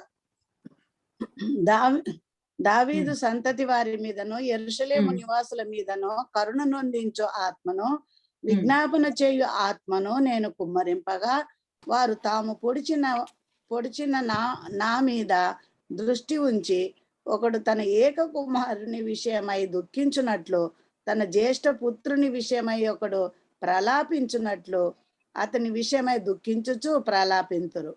మెగిద్దోను లోయలో 12 దేశ నివాసులందరూ ఏక కుటుంబమునకు ఆ కుటుంబముగా ప్రలాపింతురు. దావీదు కుటుంబీకులు ప్రత్యేకముగాను, వారి భార్యలు ప్రత్యేకముగాను, నాతాను కుటుంబీకులు ప్రత్యేకముగాను, వారి భార్యలు ప్రత్యేకముగాను, లేవి కుటుంబీకులు ప్రత్యేకముగాను, వారి భార్యలు ప్రత్యేకముగాను, షిమి కుటుంబీకులు ప్రత్యేకముగాను, వారి భార్యలు ప్రత్యేకముగాను, మిగిలిన వారిలో ప్రతి కుటుంబపు వారు ప్రత్యేకముగాను, వారి భార్యలు ప్రత్యేకముగాను ప్రలాపింతురు. చాలా అద్భుతంగా లేదు? అంటే ప్రతి ఇంట్లో కూడా భర్త ఒక రూమ్ లో ఏడుస్తా ప్రార్థనలో ఉంటే భార్య ఇంకొక రూమ్ లో. అంటే ఒక గొప్ప రివైవల్ ఇక్కడ కనిపిస్తుంది అన్నమాట. వాళ్ళు దేని గురించి ఏడుస్తున్నారు? తమ జ్యేష్ఠ పుత్రుని విషయమై ఒకడు ప్రలాపించినట్లు, తాము పొడిచిన నా మీద దృష్టి ఉంచి ఏక కుమారుని విషయమై దుఃఖించినట్లు దుఃఖిస్తారు అని చెప్పేసి ఉందన్నమాట. ఈ సో 1,44,000 మందినా అండి? కాదండి, వాళ్ళు ఆల్రెడీ జూయిష్ బిలీవర్స్ కదంటే భూమి మీద మిగిలినటువంటి యూదులు. ఓకే. వారు యూదులకు పరిచర్య చేస్తారు. ఎక్స్క్యూజ్ మీ, నాకు ఒక డౌట్ రా. ఆ భూమి మీద మిగిలిన వారి కోసం అబద్ధ ప్రవక్తలని ఇంకొక ఆయన ఎవరు అంత్యక్రిస్తు వీళ్ళిద్దరిని కూడా దేవుడు బంధించిన వాళ్ళని రిలీజ్ చేసి వీళ్ళని పురుకొల్పి వాళ్ళు ఈ శ్రమలు తట్టుకునేటట్టుగా విశ్వాసంలో ఉంటారో లేదో పరీక్షించి ఆ శ్రమలు తట్టుకోగలిగిన వాళ్ళని మళ్ళీ ఆయన పైకెత్తాడట. అది అవునండి, అవును. యాక్చువల్ గా ప్రకటన గ్రంథంలో చాలా విషయాలు కొంచెం అంటే లాజికల్ ఆర్డర్స్ ను మనం ఇది చేస్తాం. ఎందుకంటే సిస్టమాటిక్ థియలాజికల్ వేలో మనం తీసుకొచ్చాం కాబట్టి అపవిత్రతత్వం అనగానే నేను ఆ ముగ్గురు గురించి కవర్ చేసిన తర్వాత మళ్ళా ఈ టాపిక్ వచ్చాను. అయితే ఫ్యూచర్ లో క్రోనలాజికల్ ఈవెంట్స్ లో అసలు శ్రమల కాలం మొదలైన తర్వాత ఫస్ట్ ఏం జరుగుతుంది, తర్వాత ఏం జరుగుతుంది, మిడిల్ లో ఏం జరుగుతుంది, ఇవన్నీ కూడా నేను ఇస్తానన్నమాట. అప్పుడు క్లారిటీ కూడా ఇదవుతుంది. ఎందుకంటే కొంచెం బ్యాక్ అండ్ ఫోర్త్ రావాల్సి వస్తుంది. అవునండి, కానీ ఆ టైంలో పరిశుద్ధాత్ముడు ఉండాలి కదరా వాళ్ళు ఉండాలి. మనము టాపికల్ గా తీసుకోవటం వలన 2వ రాకడలో ఉన్నటువంటి సంభవాలన్నీ కూడా మనం టాపికల్ గా తీసుకుంటాం వల్ల కొంచెం మనం అటు ఇటు రావాల్సి వస్తుంది. చాలా సార్లు అంటే మనం బైబిల్ స్టడీస్ లో బుక్ స్టడీ చేసి ఉంటారు, అందుకోసమనే నేను టాపికల్ గా సీక్వెన్స్ లో తీసుకొచ్చాను. కాబట్టి we are going little back and forth, but we will explain everything very clearly at the end అండి. సో ఇక్కడ కనిపించే ప్రధాన వ్యక్తులు 2 సాక్షులు, 2 ఒలీవ చెట్లు, వాళ్ళే 2 దీపస్తంభాలు అనుకున్నాం, ప్రవక్తలను కూడా అనుకున్నాం. తర్వాత వాళ్ళు తైలం పోయేవారని చెప్పేసి మనం చూసాము. వీళ్ళ పని, వీళ్ళ పరిచర్య ఏంటని కనుక చూస్తే సాక్ష్యాన్ని ఇచ్చారు. సాక్ష్యం ఇచ్చిరు అని ఉందా లేదా? వారు సాక్ష్యం ఇవ్వట పూర్తి అయిన తర్వాత అని ఉంటుంది అనమాట. ఏమని సాక్ష్యం చెప్పుకుంటారు? ప్రకటన గ్రంథం 11లో వారు సాక్ష్యము ఇచ్చారు అని అంటుంది అనమాట. ఆ వచనాన్ని చూద్దామా. సాక్ష్యం ఇవ్వటం, ఆ తర్వాత ప్రవచించటం, ప్రవక్తలు అని ఉంది కదా. 7వ వచనం చదువుతారా? అంటే ఇక్కడ జీసస్ గురించి చెప్పడమే కదండి. అంతేనండి, అంతే. 11:7 చూడండి. 11:7 కాబట్టి నేను సౌందర్యమనున్నట్టియో ప్రకటన 11:7 అండి. ప్రకటన 11:7 11:7 కదండి. కాబట్టి నేను సౌందర్యమనున్నట్టియో బంధకమనున్నట్టియో 2 కర్రలు చేత పట్టుకొని బదకేర్పడిన ప్రకటన 11:7 జకరియా చదువుతున్నారు సిస్టర్. అదే అది తెలిసి 11:7 వారు సాక్ష్యము చెప్పుట ముగింపగానే అగాధములో నుండి వచ్చు క్రూర ముఖము వారితో యుద్ధము చేసి జయించి వారిని చంపును. సో మిడిల్ ఆఫ్ ట్రిబ్యులేషన్ లో ఏం జరుగుతుంది అంటే వారికి చాలా అంటే వాళ్ళ నోటి నుంచి అగ్ని బయలుదేరటం, శత్రువులను దహించటం, అంటే వాళ్ళు ఎంతవరకు అయితే ఉండాలో అంతవరకు ఉంచారు. ఏమేం పనులు అయితే చేయాలో అవన్నీ కూడా చేయడానికి దేవుడు వారికి కృపనిచ్చారు. సో ఒక పర్పస్ తో వాళ్ళు ట్రిబ్యులేషన్ టైంలో భూమి మీదకి వచ్చారు. దేవుడు ఇచ్చినటువంటి పరిచర్య చేశారు, అద్భుతాలు చేశారు, ప్రవచించారు, సాక్ష్యం చెప్పారు. సాక్ష్యం చెప్పిన తర్వాత ఏమైందంటే ఏ మృగం అగాధంలో నుంచి వచ్చే క్రూర మృగం అంటే అంత్యక్రీస్తు వాళ్ళతో యుద్ధం చేసి వాళ్ళని చంపటం జరిగింది. సో ఇక్కడ అసలైనటువంటి ట్విస్ట్ వస్తుంది అనమాట. చంపేసిన తర్వాత వాళ్ళ డెడ్ బాడీస్ ని ఎన్ని రోజులు బయట పెట్టారండి? 3.5 days. అందరు చూసారు, ప్రపంచం అంతా కూడా. సో ప్రపంచం అంతా చూస్తా ఉంటే శత్రువులు ఏం చేస్తా ఉన్నారు? వాళ్ళు గిఫ్ట్స్ చెప్పుకొని నవ్వుకున్నారు, గిఫ్ట్స్ పెట్టుకొని సెలబ్రేట్ చేసుకుంటా ఉన్నారు. తర్వాత వాళ్ళు భూనివాసులను బాధించినందుకు అని అంటున్నారు. భూనివాసులను వీళ్ళు ఎందుకు బాధిస్తారు? 10వ వచనం చూడండి. 2 ప్రవక్తలు భూనివాసులను బాధించినందున భూనివాసులు వారి గతి చూచి సంతోషించుచు ఉత్సాహించుచు ఒకరికొకడు కట్నములు పంపుకొందురు.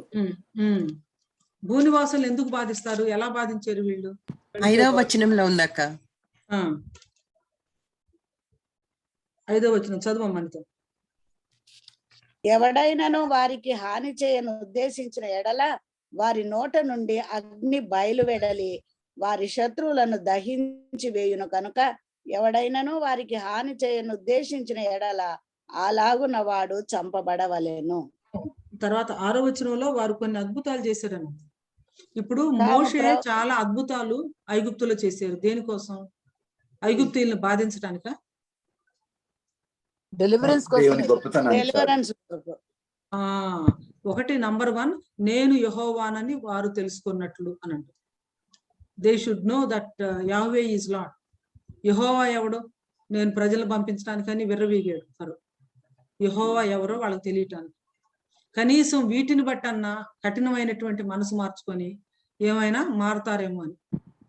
అయితే కఠినంగానే ఉంచుకున్నారు కానీ మారలేదు సరిగదా. ఇంకేమంటున్నారంటే, ఇదిగో మనల్ని వీళ్ళు హింసించారు, వీళ్ళు చేసినటువంటి కార్యాలతో మనల్ని వీళ్ళు చాలా ఇబ్బంది పెట్టారు, ఇక వీళ్ళు చచ్చిపోయారు అని చెప్పేసి సంతోషపడతా ఉన్నారు.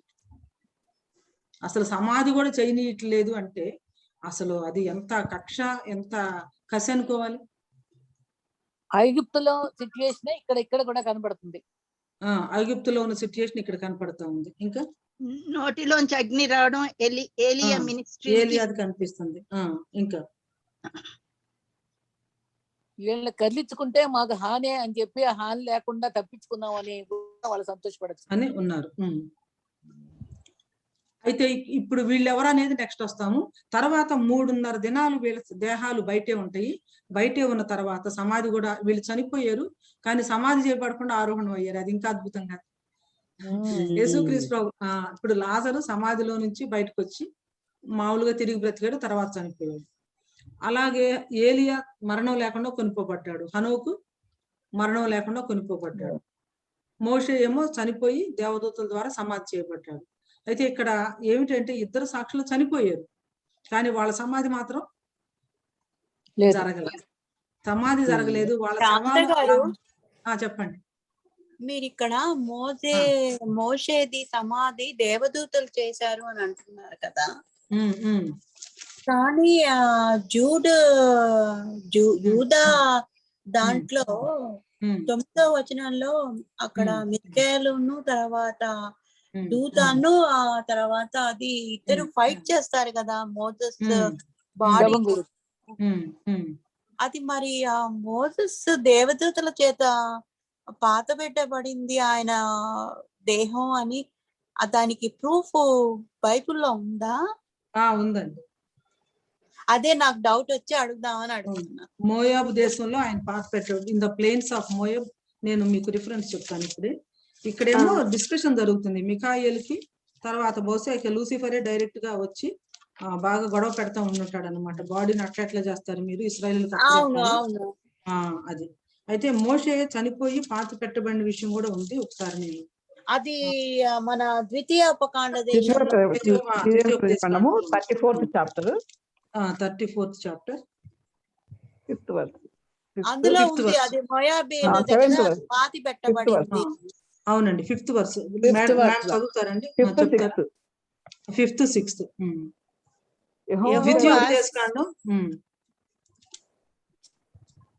యెహోవా సేవకుడైన మోషే యెహోవా మాట చొప్పున మోయాబు దేశంలో మృతి నొందెను. బేత్పయోరు ఎదుట మోయాబు దేశంలోనున్న లోయలో అతడు పాతి పెట్టబడెను. అతని సమాధి ఎక్కడనున్నదో ఈ నేటి వరకు ఎవరికీ తెలియదు. సమాధి ఎక్కడుందో తెలియదు కానీ అక్కడ పాతి పెట్టబడ్డాడని మాత్రం క్లియర్ గా బైబిల్లో. అదే నాకు డౌట్ వచ్చింది. ఎందుకంటే ఇక్కడేమో ఇలా రాసి ఉంది కదా పాతి పెట్టబడ్డాడు మోయాబ్ లోని. తర్వాత అక్కడేమో ఇద్దరు కూడా పాతి పెట్టినా కూడా పెట్టలేదు కానీ డెడ్ బాడీ కోసం ఇద్దరు కొట్టుకుంటున్నారు కదా. అదేనండి. అంటే అక్కడ పాతి పెట్టబడటానికి ముందు జరిగిన విషయాన్ని పరిశుద్ధాత్మ ద్వారా యూదా గారు రాశారు. అంతేకాకుండా హనోకు గారి గురించి కూడా ఈయన రాశారు.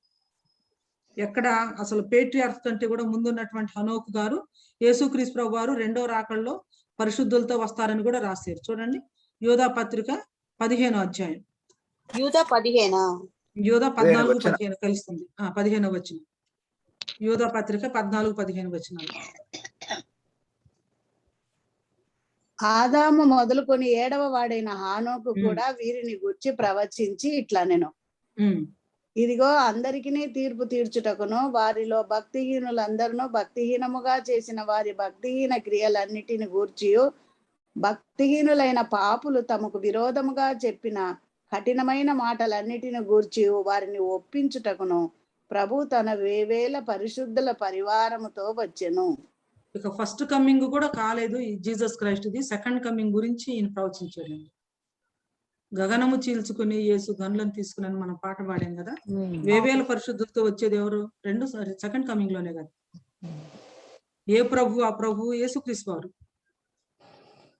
సో హనోకు యేసుక్రీస్తు ప్రభు వారి యొక్క రెండవ రాకడను గురించినటువంటి ఒక గ్లిమ్స్ ఆల్రెడీ ఆయన చూసాడు దర్శనం.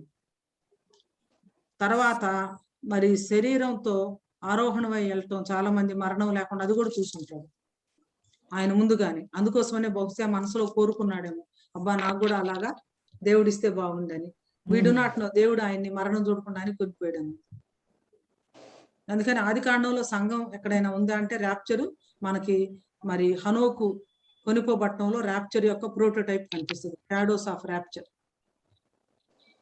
చిన్న పత్రిక అన్న యూదా ఎంత విలువైన విషయాలు రాశాడు. అమ్మో, చాలా గూఢమైన విషయాలు అక్క. అసలు కయ్యను గురించి, హనోకు గురించి అసలు చిన్న పత్రిక కానీ అర్థం చేసుకోవటానికి అసలు మనకి చాలా చాలా చదవాలి. Very valuable with good stuff. Very very valuable, very valuable. So అద్భుతాలు చేయటం, తర్వాత మేఘారూఢులై పరలోకానికి ఆరోహణం అవుతాం. ఇట్లా ఎవరు వెళ్ళిపోయారు ఇంతకు ముందు? ఏలియా. పాత నిబంధనలో ఎవరు వెళ్ళారు? ఏలియా వెళ్ళారు, హనోకు వెళ్ళారు. తర్వాత నూతన నిబంధనలో యేసు ప్రభు వారు వెళ్ళారు. Very good. సో ఇప్పుడు పాయింట్ లోకి వద్దాం. వీళ్ళిద్దరు ఎవరు? ఇక్కడ స్కాలర్స్ చాలా మంది ఉన్నారు, ప్రీచర్స్. ఐజాక్ అన్న కూడా జాయిన్ అయ్యారు, చాలా సంతోషం. యా, వీళ్ళిద్దరు ఎవరని అనుకుంటున్నారు? ఇద్దరు సాక్షులు మోషే ఏలియా అక్క. మోషే ఏలియా అని ఎందుకు అనుకుంటున్నావో కూడా చెప్పాలి రండి. అంటే మనకి అక్కడ 5th లోను 6 verse చూసుకున్నప్పుడు వాళ్ళ యాక్టివిటీస్ ఉన్నాయి కదా అక్క. ఇప్పుడు 6వ వచనంలో ఉంటుంది, రక్తము నీళ్లుని రక్తంగా చేయటము. మరి అది ఓన్లీ మోషే చేస్తారు మనకి అక్కడ ఈజిప్ట్ లో ఉన్నప్పుడు. మరి నానా విధములైన తెగులతో అని చెప్పేసి అక్కడ మరి చూస్తాం కదా ఈజిప్ట్ అవన్నీ కూడా. అవి మోషే చేశారు కాబట్టి ఒకటి మోషే అనుకోవచ్చు. ఇంకొకటి ఏలియా, మరి 3.5 years వర్షం పడుకొని చేశాడు. మరి అలానే అగ్నిని కూడా మరి కురిపిస్తాడు కదా అక్కడ కలిపేయడం. సో ఇవి చూసుకున్నప్పుడు మనకి ఏషియా మూలకి చాలా వాళ్ళిద్దరి దగ్గరగా ఉన్నాయి అనమాట. సిమ్టమ్స్ అవి, ప్రూఫ్స్ అవి వాళ్ళిద్దరికి దగ్గరగా ఉంది. సో అక్కడ జరుగుతూ ఉన్నటువంటి ఆ కార్యాలను బట్టి మోషే ఏలియాలని మీరు అనుకుంటున్నారు. ఇంకా మోషే ఏలియా వారి పరిచర్య వంటి పరిచర్య చేసే ఇద్దరు వ్యక్తులు వీరు. ఓకే, ఏలియా వస్తాడని ముందుగా ఉంటుంది కదా మలాకీ గ్రంథంలో. ఓకే, ఏలియా వస్తాడని ఉంటుంది. మరి ఏలియా వచ్చాడని యేసుప్రభు వారు చెప్పారు కదా ఆల్రెడీ. అంటే జాన్ ద బాప్టిస్ట్ విషయం రాబోతున్న ఏలియా ఇతడే అని జాన్ ద బాప్టిస్ట్ విషయంలో చెప్పారు కదా. ఏలియా ఆత్మ ఒక విధానం, ఏలియా ఆత్మ ఉందని చెప్పారు. ఏలియా ఆత్మ ఉందని.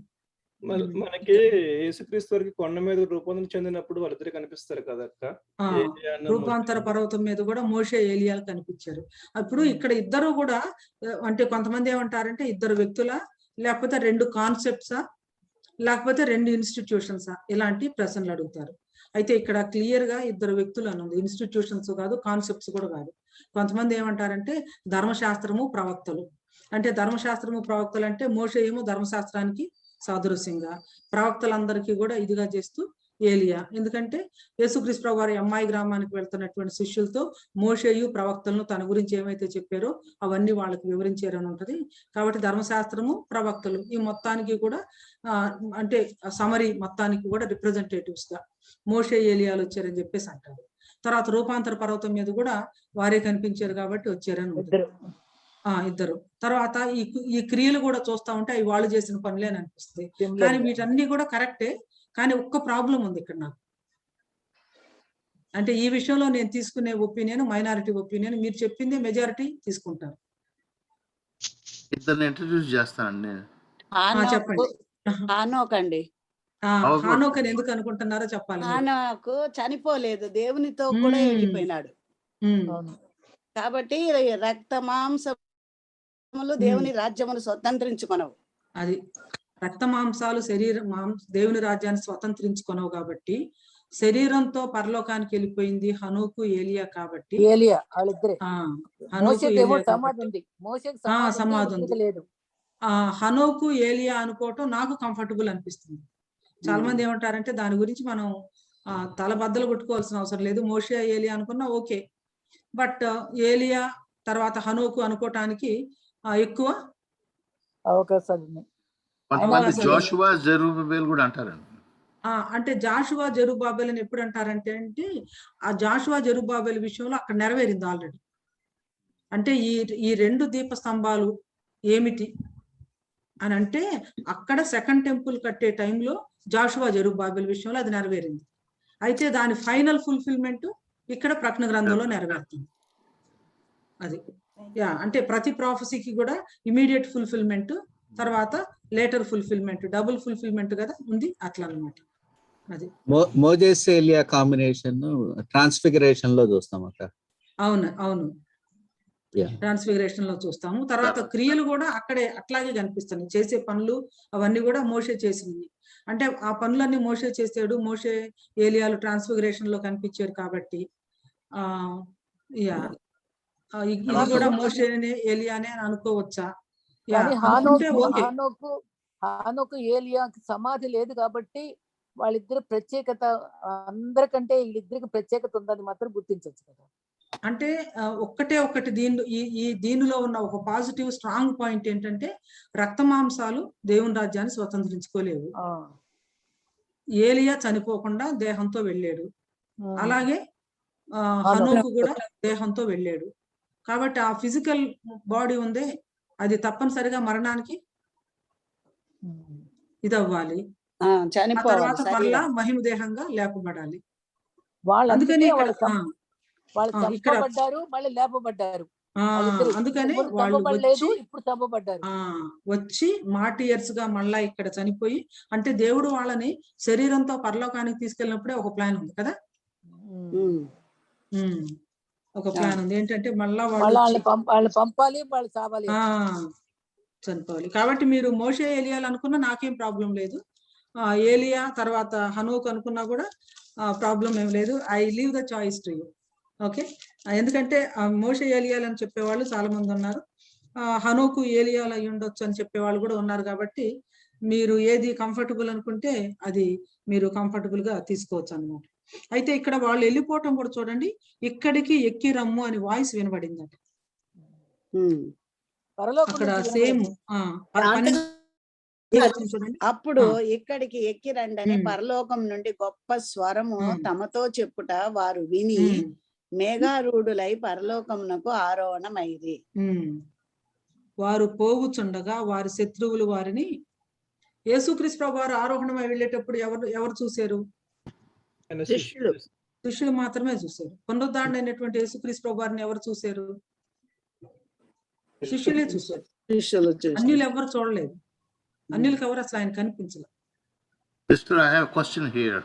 Yes, brother. సడన్ గుర్తుకొచ్చింది, అంటే రిజరక్షన్ గురించి మాట్లాడేటప్పుడు Mary మ్యాగ్దలైన్ wanted to touch him, but he said, please don't touch me, చెప్తాడనమాట. కానీ నా తండ్రి దగ్గర ఇంకా వెళ్ళలేదని. కానీ but he allowed Thomas to touch him to see, feel the, అంటే why did he do that? I am always thinking about that. He didn't allow Mary Magdalene to touch, but he allowed Thomas to touch him, his wounds. Okay. తర్వాత మిగిలిన వాళ్ళు కూడా తామసే కాకుండా ఆయన పట్టుకొని ఆయన ఆరాధించారని కూడా ఉంటుంది కదండి. వారు ఆయనకు మ్రొక్కిరి ఆరాధించారని కూడా ఉంటుంది అన్నమాట.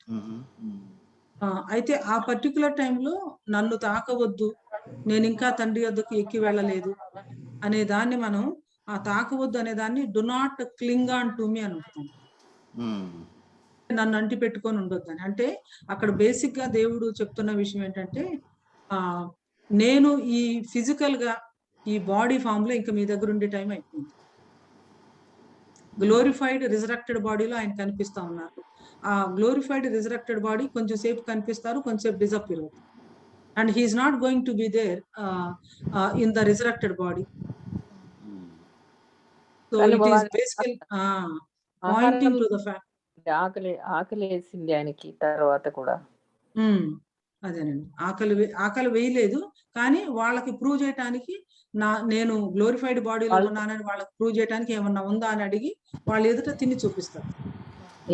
పరలోకంలోకి వెళ్ళిన తర్వాత మనకు కూడా ఆకలే ఉండదు, కానీ తినాలనుకుంటే తినొచ్చు. So do not cling on to me అంటే అదనుకుంటున్నాను సుధాకర్ గారు నేను. అంటే I'm not going to be with you in this body. So దీనికి మీరు క్లింగ్ ఆన్ అవ్వద్దు అని.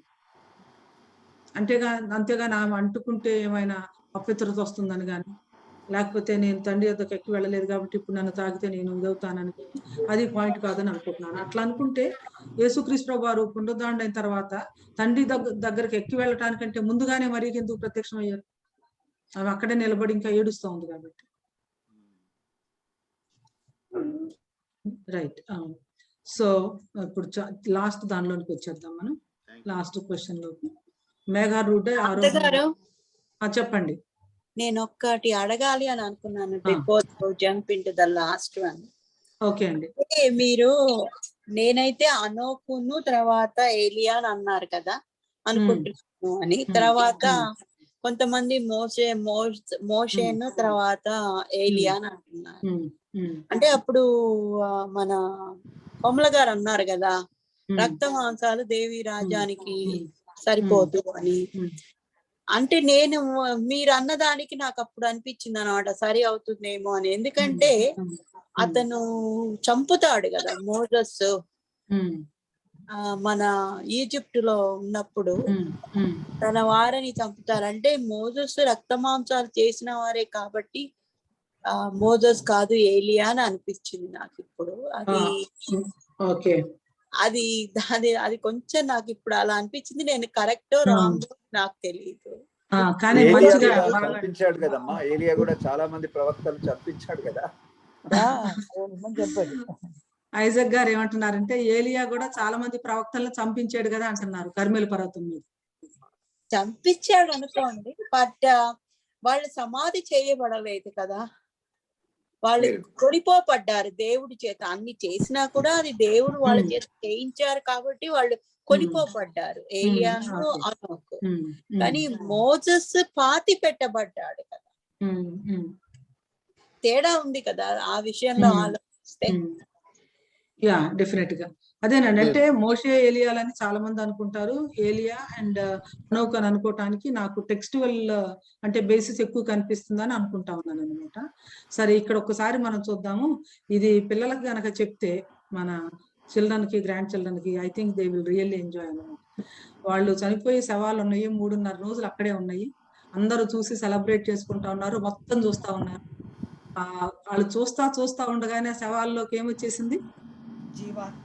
పెద్ద సౌండ్, ఎక్కడికి ఎక్కిరండి అని గొప్ప వాయిస్, జీవాత్మ ప్రవేశించటము, వాళ్ళు లేవటము, వాళ్ళ కళ్ళ ముందు వాళ్ళు అదే రీతిగా పరలోకానికి వెళ్ళిపోవటం. ఎంత నీట్ గా ఉంది కదా.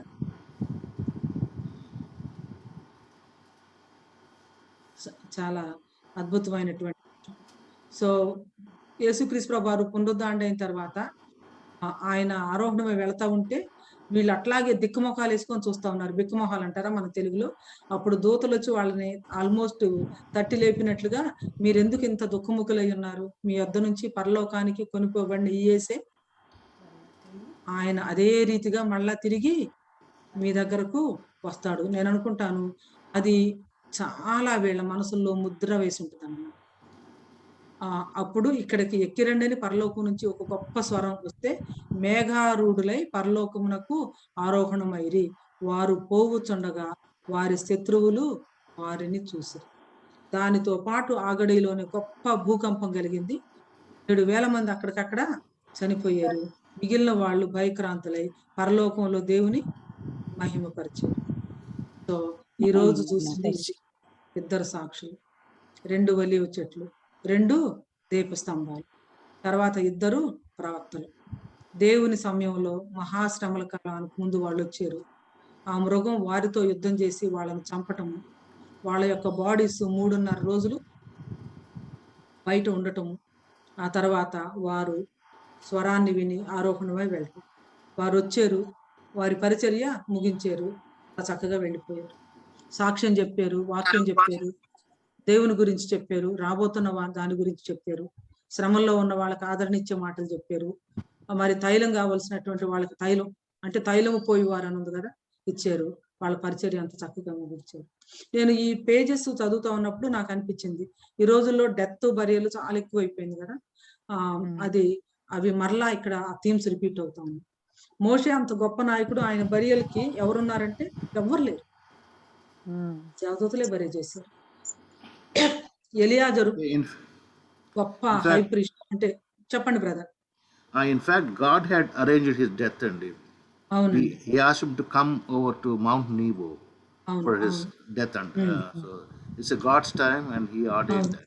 అలాగే అహరోను ప్రధాన యాజకుడు, ఆయన డెత్ కూడా ఎలా అంటే, మోషే అహరోను వాళ్ళ కొడుకు ఎలియాజరు కొండెక్కెళ్తారు, హోరు పర్వతం ఎక్కుతారు. అక్కడ మోషే అహరోను యొక్క వస్త్రాలు తీసేసి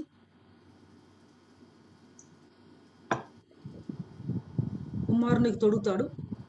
కుమారునికి తొడిగితే ఇంకంతే, అక్కడ అహరోను చనిపోతాడు. వీళ్ళిద్దరు కలిసి అహరోను హోరు పర్వతం మీద సమాధి చేసి ఉంటారు. కిందకి దిగొస్తే వాళ్ళు ఏం చెప్పరు, ప్రజలకు అర్థమైపోయింది ప్రధాన యాజకుని వస్త్రాలు కొడుకు మీద ఉన్నాయి కాబట్టి ఇక తండ్రి లేడు అని. నేను అనుకుంటాను, తల్లి కుమారుడు ప్రధాన యాజకుడు అయ్యని సంతోషించాలా, లేకపోతే తండ్రి చనిపోయాడని, భర్త చనిపోయాడని బాధపడాలి. అంతకుముందేమో ఒక ప్రధాన యాజకుని భార్య, ఇప్పుడు ప్రధాన యాజకుని తల్లి అయింది. కానీ it's a very very painful and tearful situation. దానికంటే ఇప్పుడు కరోనాలో చచ్చిపోయిన వాళ్ళు కరోనాలో చనిపోయినటువంటి వాళ్ళ యొక్క మరణాలు కానీ, అవునండి, సమాధులు కానీ చూస్తా ఉంటే కరెక్ట్ చెప్పారు గ్రేస్ గారు. నాకు కూడా చాలా దుఃఖం, బాధ కలుగుతా ఉంది. కానీ వీటన్నిటిలో నుంచి నేను చూసి మళ్ళీ నన్ను నేను కంఫర్ట్ చేసుకుంటాను. ఒకే ఫ్యామిలీలో ఇద్దరు ముగ్గురు కదరా, అంత శవాలు చూసుకోకుండా కూడా. అవును అవును, ఒక భయంకరమైన, అంటే చాలా చాలా జరిగినాయి సెకండ్ వేవ్ లో. ఒకటేంటంటే ఒకే ఫ్యామిలీలో ఫాదర్ చనిపోయాడు, ఆ బ్రదర్ చనిపోయాడు, ఆ డాటర్ కి మ్యారేజ్ అయింది, ఆమె ప్రెగ్నెంట్ గా ఉంది, కోవిడ్ తో హాస్పిటల్ అడ్మిట్ అయింది. వీళ్ళిద్దరు చనిపోయారని ఆమెకు తెలియదు. ఆమె కూడా చాలా క్రిటికల్ కండిషన్ లో ఉంటే ఒక ఫ్రెండ్ కాల్ చేసి వీళ్ళిద్దరు బరియల్స్ చేయడానికి ఎవరు లేరు, ఏమైనా హెల్ప్ చేస్తారని. So there were kind of many. Narsapur Moses garu, Narsapur, అవునండి, మోసెస్ చౌదరి గారు, మోసెస్ గారు, అవును, కోరపాటి కదా, పాప డెలివరీ అయింది, పాప పుట్టింది. అవునవును, అది వేరండి. ఇది నేను చెప్తున్నది విజయవాడ కేసు అనమాట. ఇంకొకటి వెరీ వెరీ డిఫరెంట్ కేసు అన్నమాట. కనీసం సరస్సు వెళ్ళాను. ఏంటండి శాంత, మహబూబ్ నగర్ లో కూడా ఒక ఫ్యామిలీలో తండ్రి కొడుకు బిడ్డ చనిపోయారమ్మా. నిన్ననే బిడ్డ సమాధి అయింది. అవును అవును, అవునన్నా, చాలా దుఃఖకరమైనటువంటి విషయాలు.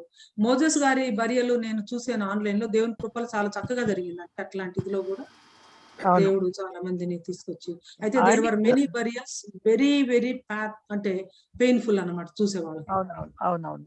కానీ ఆ టైం ఇప్పుడు మనం కంఫర్ట్ చేసుకోవాల్సింది ఏంటంటే, well there are so many things that happened like this. కాబట్టి ఈ మాటలను బట్టి మనల్ని మనం ఆదరించుకోవాలి. చివరగా ఈ సెకండ్ ఇద్దరు సాక్షులది ముగించే ముందు, వాళ్ళిద్దరూ లోకంలోకి వచ్చారు, దేవుడు వాళ్ళకి ఇచ్చిన పరిచర్య చేశారు, డైరెక్ట్ గా అంత్యక్రీస్తుతో యుద్ధం ఆడారు, యుద్ధంలో చంపబడ్డారు. వాళ్ళ యొక్క శవాలన్నీ బయట చాలా అవమానకరమైనటువంటి పరిస్థితుల్లో డిస్ప్లే అయింది 3.5 రోజులు. అంటే వాళ్ళ ఆత్మ ఎక్కడికి వెళ్ళింది? పరలోకానికి వెళ్ళింది. అంతే కదా, మళ్ళీ వచ్చింది. అంటే పరలోకానికి భూమికి మధ్య 2 ట్రిప్పులు 3 ట్రిప్పులు వేసినట్లున్నారు కదా. మళ్ళీ ఇక్కడికి ఎక్కి రమ్మన్నాను కానీ జీవాత్మ వారిలో ప్రవేశించి మరలా పరలోకానికి ఆరోహణం వెళ్తుంది. మనం కూడా ఒక దినాన అలాగే ఆరోహణం కాబోతాము. మనం ఆరోహణం అయ్యే దినాలు కూడా, అంటే మనం మధ్యాకాశంలోనికి కొనుక్కోబడే దినాలు కూడా ఆసన్నమే. అయితే నాకు అనిపిస్తుందిరా, దేవుడు పప్పెట్ షో చేశాడా వాళ్ళని అనిపిస్తుంది నాకు.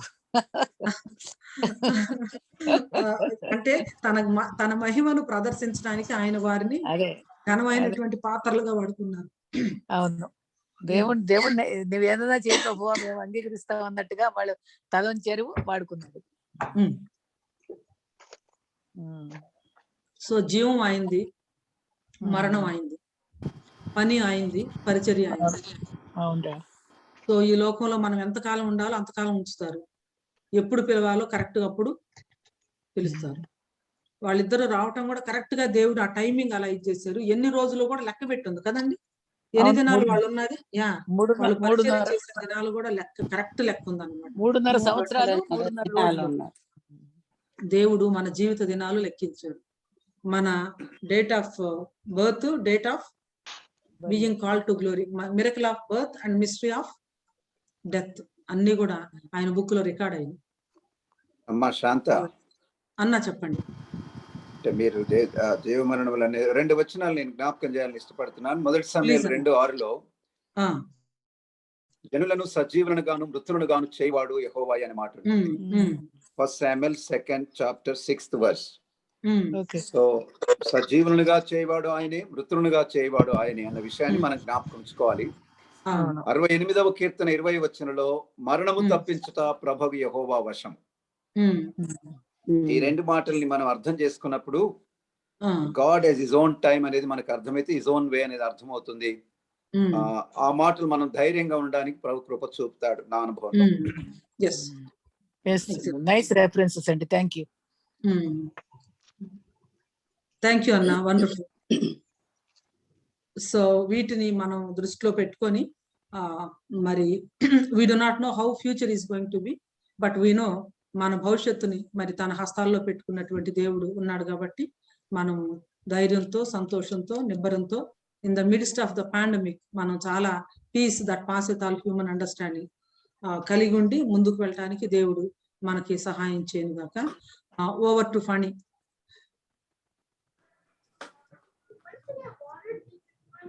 థ్యాంక్స్ అక్క, థ్యాంక్ యూ సో మచ్. ఎవరన్నా ప్రేరేపింపబడిన వాళ్ళు ప్రార్థన చేస్తే బాగుంటుంది అక్క. ముగింపు ప్రార్థన. బాబు అన్నగారు ఉన్నారు కదా, ఆయన ఇప్పుడు మాట్లాడారే, ఆయన చేయమనండి. ఐజాక్ గారు బ్రదర్. ఓకే అన్న, మీరు ఇంకేమైనా కంక్లూడింగ్ చెప్పాలంటే కూడా చెప్పి ముగించి ప్రార్థన చేయొచ్చు. అరే చాలా ఇంట్రెస్టింగ్ గా ఉందిరా. థ్యాంక్ యూ శాంతి, చాలా ఇంట్రెస్టింగ్ ఉంది. Very lively. ఒకటే మాట, అపొస్తలుల కార్యం 1:8లో యేసు ప్రభు వారు అన్న మాటలు, పరిశుద్ధాత్మ మీ మీదికి వచ్చినప్పుడు మీరు శక్తి నందుదురు, అప్పుడు మీరు యెరూషలేములోను, యూదయలోను, సమరయలోను, భూ దిగంతముల వరకు నాకు సాక్షులయ్యుందురు. సో ప్రతి క్రైస్తవుడు ఉపదేశకుడు కాకపోవచ్చు, కాపరి కాకపోవచ్చు, ప్రవక్త కాకపోవచ్చు, అపొస్తలుడు కాకపోవచ్చు, స్వార్థికుడు కూడా కాకపోవచ్చు, కానీ సాక్షిగా ఉండాలి. ప్రతి విశ్వాసి కూడా సాక్షిగా ఉండాలని దేవుడు ఇష్టపడుతున్నాడు. సో ఇద్దరి సాక్షుల జీవితాలను బట్టి మనం కూడా మనం ఉన్న స్థలాల్లో ప్రభువును ప్రదర్శిస్తూ, ప్రభువును పరిచయం చేస్తూ, ప్రభువును ప్రకటించే వారంగా ఉండడానికి పరిశుద్ధాత్మ దేవుడు మనకు సహాయం చేయాలని నేను కోరుకుంటున్నాను. Thank you. నేను నిన్న ఒక సాక్షి ద్వారా ఒక మాట విన్నానండి. ఇదే మాట, సాక్షిగా ఉండాలంటే సాక్షిగా లేనివాడు జీవోత్సవం, ఆ మాట చెప్పారు. సాక్షిగా లేనివాడు జీవోత్సవం. Thank you. ప్రార్థన చేయమంటారమ్మా? ఎస్ అన్న. నమ్మకమైన మా పరలోకపు తండ్రి, మహోన్నతుడైన మా గొప్ప దేవ, యేసయ్య మా ప్రియ విమోచకుని అత్యంత పవిత్రమైన నామాన కృతజ్ఞత కలిగిన హృదయాలతో తలవంచి మిమ్మల్ని ఆరాధిస్తూ పూజిస్తున్నాం. ప్రభు, ఈనాడు మేము బ్రతికున్నామంటే ఇది కేవలం మీ కృప. మాకంటే శ్రేష్ఠులు, ఘనులు, విద్యార్థులు, పరిశుద్ధులు, భక్తిపరులు అనేకులు ప్రభు ఈ దినాన్ని చూడాలని ఆశించారు, చూడలేక ఈ లోకాన్ని విడిచారు.